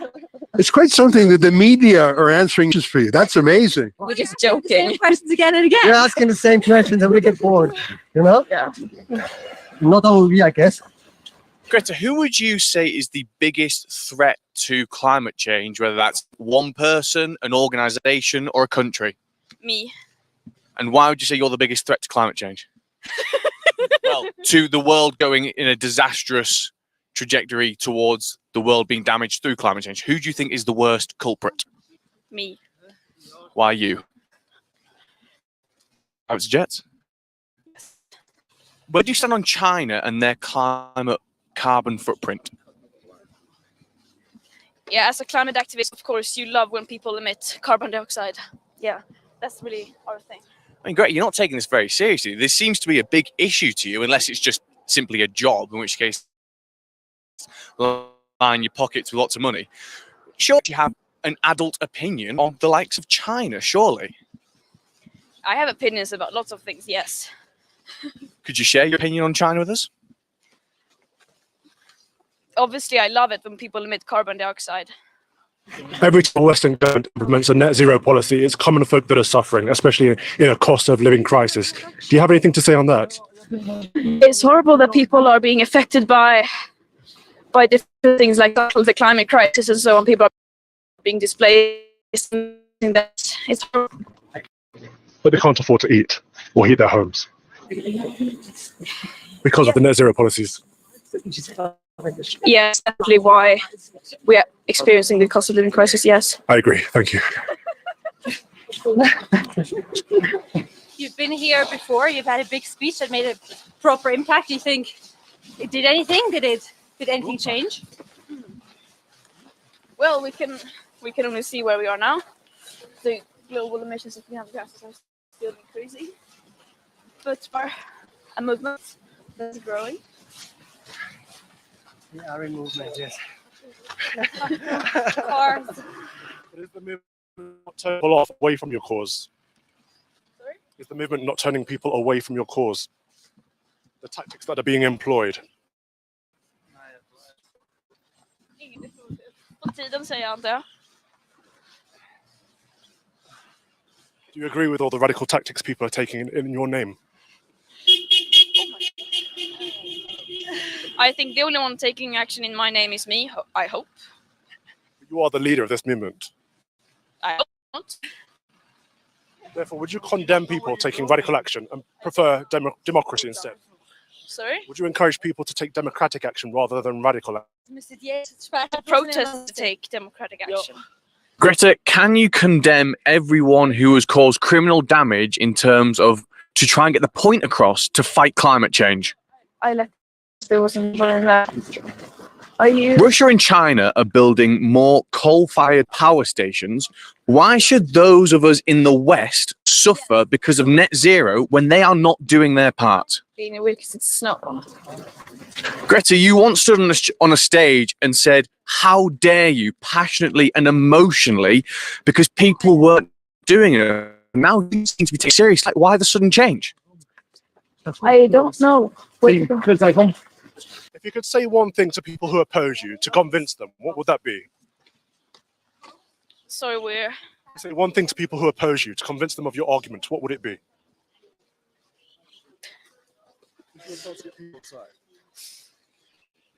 I wouldn't say anything. But surely if you cared about climate change that much, you would surely say something to try and get them to want to do something else about the way we are going in terms of climate change. Mm-hmm. Thank you. This has been a pleasure.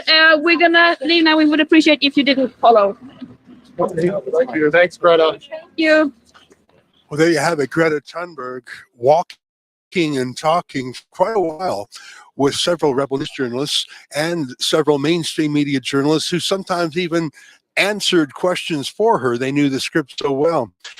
I think the thing I was struck by, and come here, there's a journalist saying we were correcting you, dude. That tells you about the kind of media that are normally covering Davos. They're narrative enforcers, they're conformists, and they don't ask skeptical questions. But in the case of Greta Thunberg, what was so striking was, as my colleague Callum Smiles pointed out, this is the young woman who stood at the United Nations and said, "How dare you? How dare you?" and mustered her fury. But when she was asked question after question, and I mean legitimate good faith questions, she giggled. she laughed, and in some cases, she said absurd things like, I have 100 private jets, or I like coal. And none of it made sense to me other than my realization of who she is, where she's from, what her parents are like, and that she really is a child actor.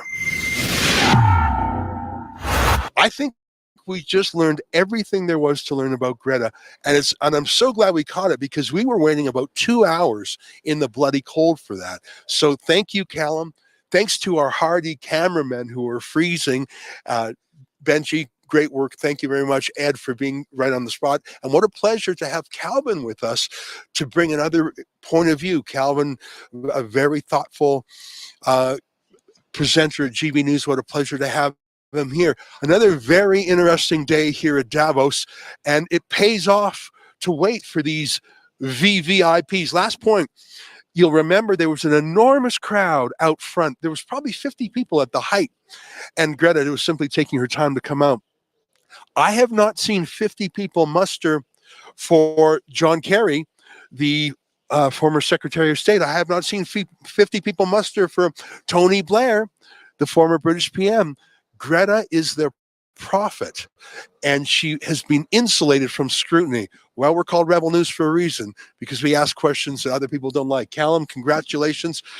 Calvin and the rest of our team, another great day at Davos. To see all our footage from all our different interviews and all our different scrums, go to wefreports.com.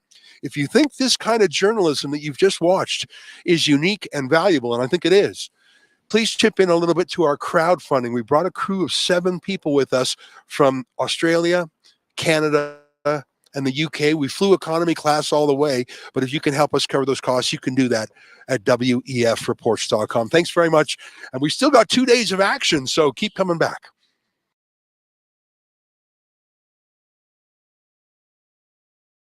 All right.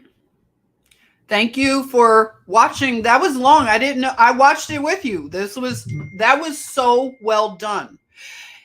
If you're not following the work of Rebel News with Ezra and Avi and the team there, I think they deserve our support. That is what journalism used to be like. I remember journalists doing investigative reports and things, right? Girl Code's here. Sissy, I was about to call or text you. I'm so glad you're here. I decided to go morning. I didn't know I would be doing such a long stream. Fab, wasn't that good, Sissy? Karen is saying Davos, how countries raise money if they, corporate agendas. We're watching how this what is it called? A corptocracy has, they facilitated the draconian mandates. This is how they solidified and balkanized their power through corporations. And this is how you could go into a Starbucks and see all that stuff on the floor, 6 feet apart, 6 feet apart. They had it all ready, right? It was all, when I was in New York City in 2020, everything was all on the ground, and they had all this dystopic messaging, posters and things all around. Stand 6 feet apart. I didn't recognize this nation. And this has all been easily facilitated through places like the WEF, the World Economic Forum. So this is what, let me give the quote that Elon Musk, and I'm still on the fence about Elon. I don't know really how I feel about Elon, but one of the things that Elon said, this is a quote about the WEF, is that he said, WEF is increasingly becoming an unelected world government that the people never ask for and don't want. And I have to say a big amen to that. It is unelected. So government, we have to really get into government and this whole issue. Do you want this kind of stuff anymore? Do you still believe in this left-right paradigm? Are you still going to play the games? Are you like, we have people that have sold us out on both sides. And now we are in the doggone world government. So don't wait for this whole new world order, new world. It's here, everybody. It happened while we were sleeping. They're over here making, mandates and all these extra legal things. They replaced the Constitution with all these emergency acts. We still have the Patriot Act in place. They never lift these things. They keep taking more freedom. So what are we going to do now? They're in Davos right now. They're planning all kinds of, devilment. Are we going to continue to stand and to raise our voices? I mean, we've lost our friends and family, a lot of us. So what are you going to lose? But we can't comply. We cannot comply with whatever they're going to do. You just saw Rebel News, in my opinion, they did the job of journalism. I don't care about anybody else, what they're doing over there. If they're not doing this kind of journalism, then it's not worth it. I mean, we can see what they're saying, of course, but what Rebel News has done is they unraveled.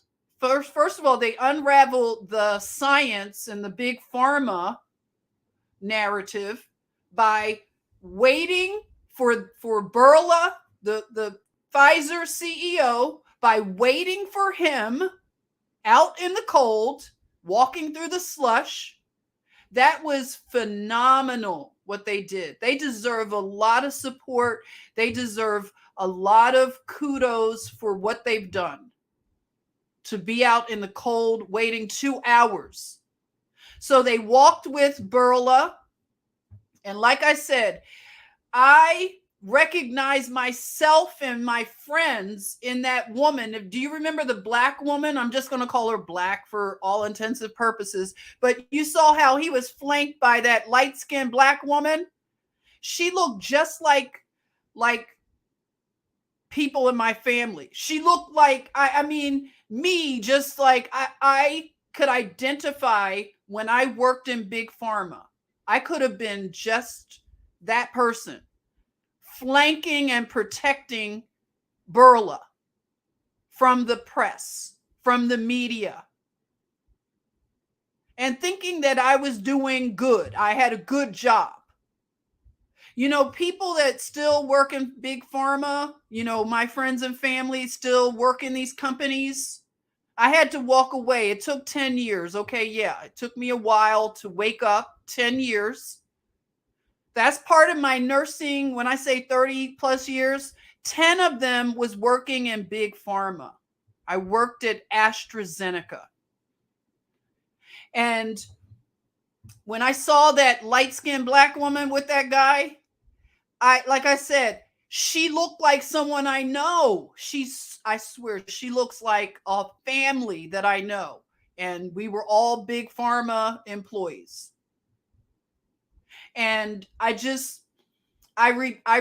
repent. Okay. I really repent of working for big pharma for 10 years. And I can report a lot of things that I observed and now have put a lot of connections together. And, I'll share those things as they come up. But Rebel News, they destroyed the CEO of Pfizer. He couldn't answer questions. His people were trying to protect him. But what did they say? They will not be able to walk the streets. And that was the most perfect. You talk about the fulfillment of that statement. It really dwells in the work that Rebel News has done. They walked down the street with these people. You look at Greta, and she should now be able to handle the press. She's been media trained. She should have been able to answer some questions. And questions should come at her now. She should be put on the hot seat because she is a celebrity. And now they're planning more climate psyops, and they're going to use her as their celebrity. She's making tons of money. She was coy and coquettish, giggling like Kamala Harris at serious questions. No, she's not a child anymore. She's an adult. And now she needs to put on her big girl pants and answer questions. That giggling is not acceptable. Not when she's getting millions of dollars and she's being represented by how many corporations and NGOs or whatever. She needs to answer questions. This giggling, and Kamala Harris and all these people, they think the giggling that's turning people off. And hopefully Greta will be seen by the people who look up to her. That this kind of thing needs to go viral. So please share these kind of things in terms of, you go to Rebel News, you can find them like I did on Twitter, and share that kind of stuff so that people who are impressed with her, they can see she can't answer questions.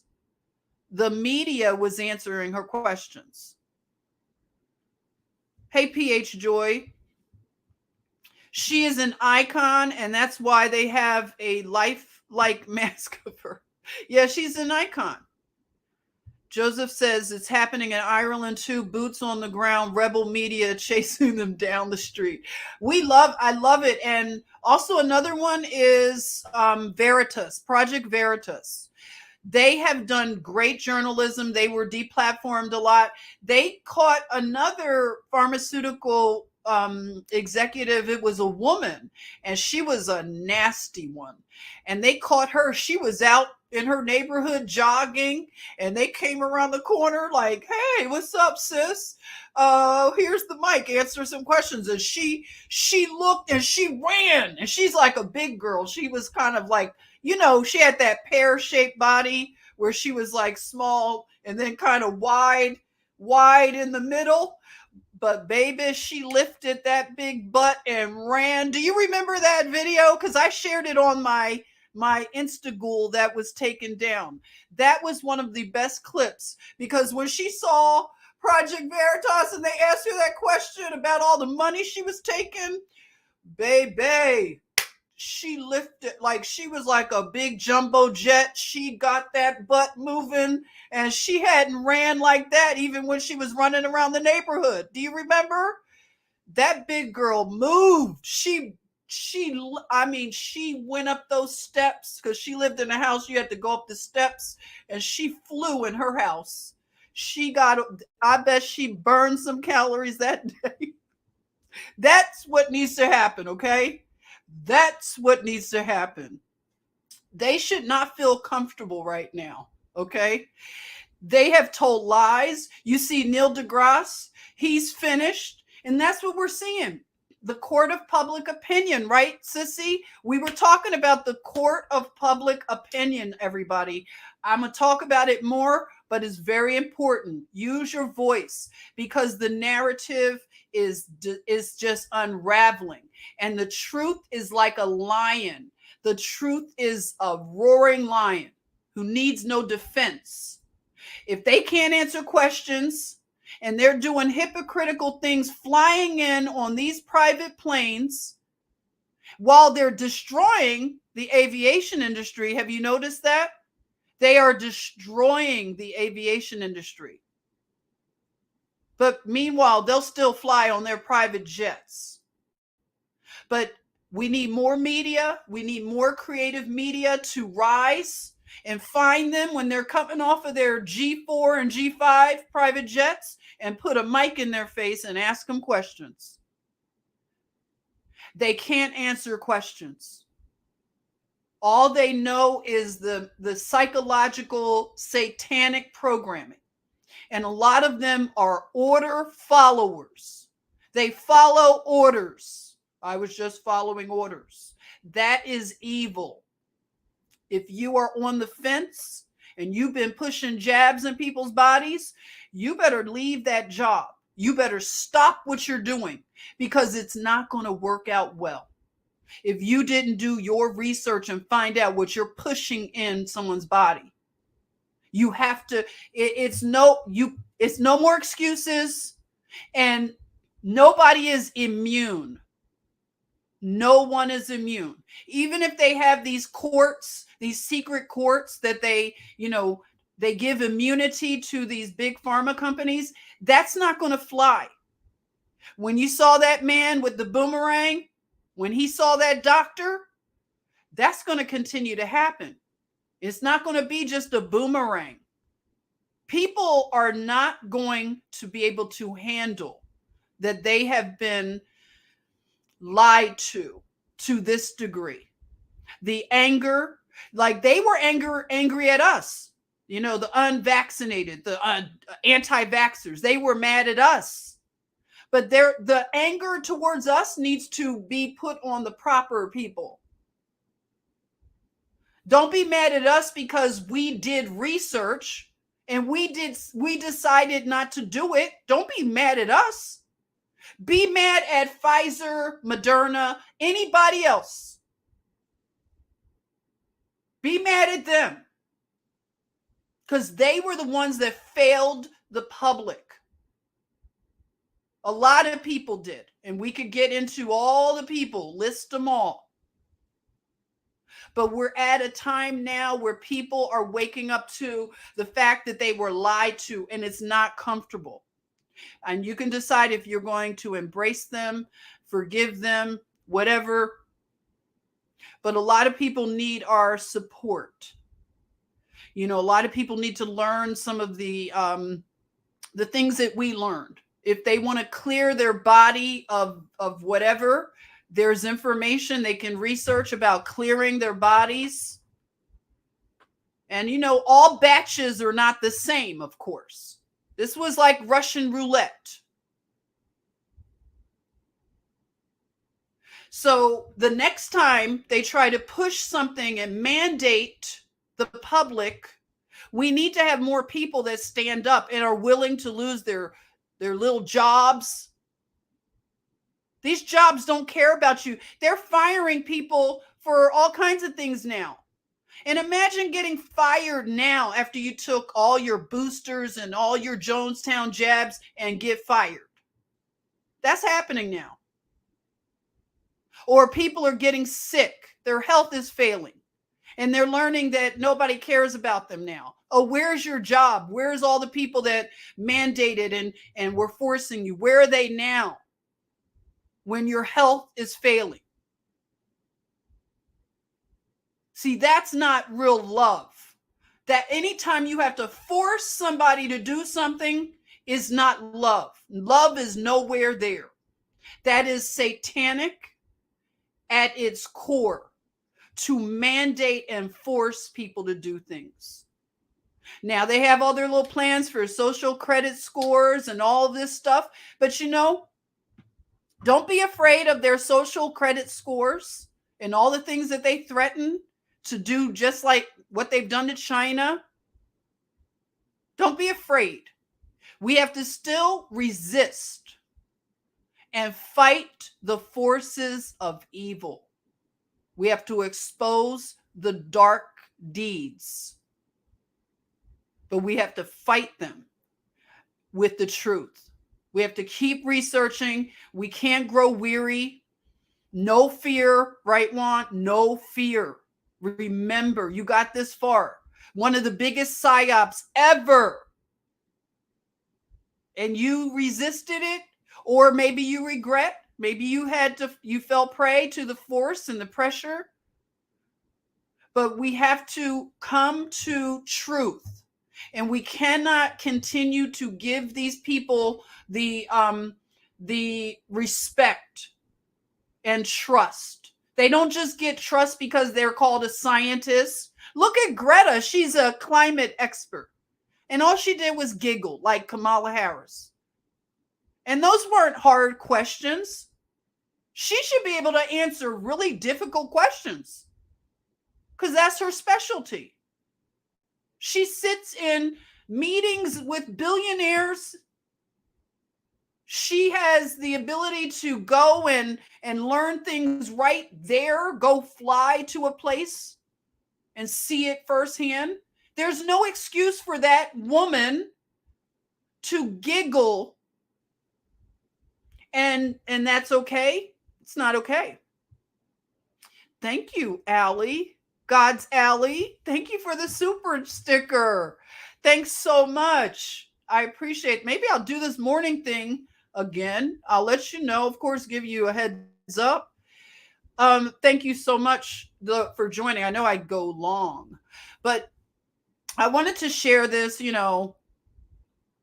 Hey, Sentinel, how are you? Welcome. If I've missed you, I'll get to see you in there. Sentinel says, oh, you're welcome. Oh, thank you so much, Sentinel. You know I love you. Blessings in Spain.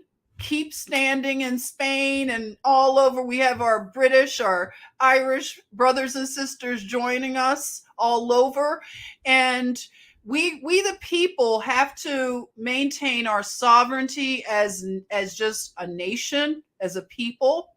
And we can't allow these, private jet billionaires, unelected government. We don't even like the government we have here on our own soil. How are we going to let these goobers over in Davos tell us, how to live? That's ridiculous. They're not authorities. And they realize it because they're having panels talking about trust and how, fake news and misinformation, disinformation. We are a threat to them because they cannot pull the wool over our eyes anymore. We are a threat.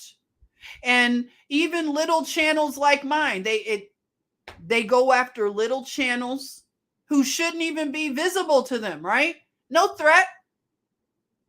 But they took a channel down already. They do everything, shadow ban us, everything. They got a guy named Anomaly. Do you guys know Anomaly? He did a song called All My Friends Are Shadow Banned. And I think that's so fun. We need people like that. Come up with some creative ways to document this stuff. Desi De La Fe. Hello. Hey. We're meeting in the morning. Look at that. Yeah. So continue to put the pressure on these narratives. They are falling apart and they're not able to walk in public among us, not easily anymore. And we have to talk about how we get to the remedies and solutions for getting the minds of the young people detoxed from this agenda. I hope it doesn't have to be that they have to be harmed and that's the way they wake up. I wish it wouldn't have to be that way. And people would just wake up to the things now that we had. PH Joy, you said I'm shadow banned for sure. I need to download that song by Anomaly. All my friends are shadow banned. Yeah, shadow banned. Whatever, but we still talk. If it's just two of you here, I'm going to talk to two of you, okay? Grasshopper smoothies? Really? Are we doing that now, John? Grasshopper smoothies on the house, right? How ridiculous. And they're probably eating, all kinds of things in Davos. And another thing that they do is they have a lot of hookers and sex workers. They're they're degenerates. I'm sure they're trafficking children in and all kinds of things. These are degenerate people and they do not deserve honor. They're not our government. They do not represent us and they know it. They know we're not listening to them. So they, what are they going to do? They're desperate. Hey, Aaliyah, you enjoyed it? You need to find that hairbrush. Oh, good. I did my hair right here. So maybe we'll do a get ready. I'll do my Princess Leia buns for breakfast. We could have, what are they? What are these? Danish. Okay. Danish. So you watched me get ready. Thank you. It was a long one, right, today. This hairbrush is called Swissco. I hate that it's called Swissco. We're talking about Switzerland, Davos, Switzerland, and I'm brushing my hair with a Swissco. So Swissco I found like a couple years ago at TJ Maxx. So you can go to the TJ Maxx. Don't spend full price on these things. Go get your stuff if you have to get it, or I don't know, maybe online. But it's called a wet brush. So hardly any hair came out when I did it, and it's just great. It massages your scalp, Juan, I'm gonna use it on Juan. He said he's bald. You could still use it if you're bald, okay?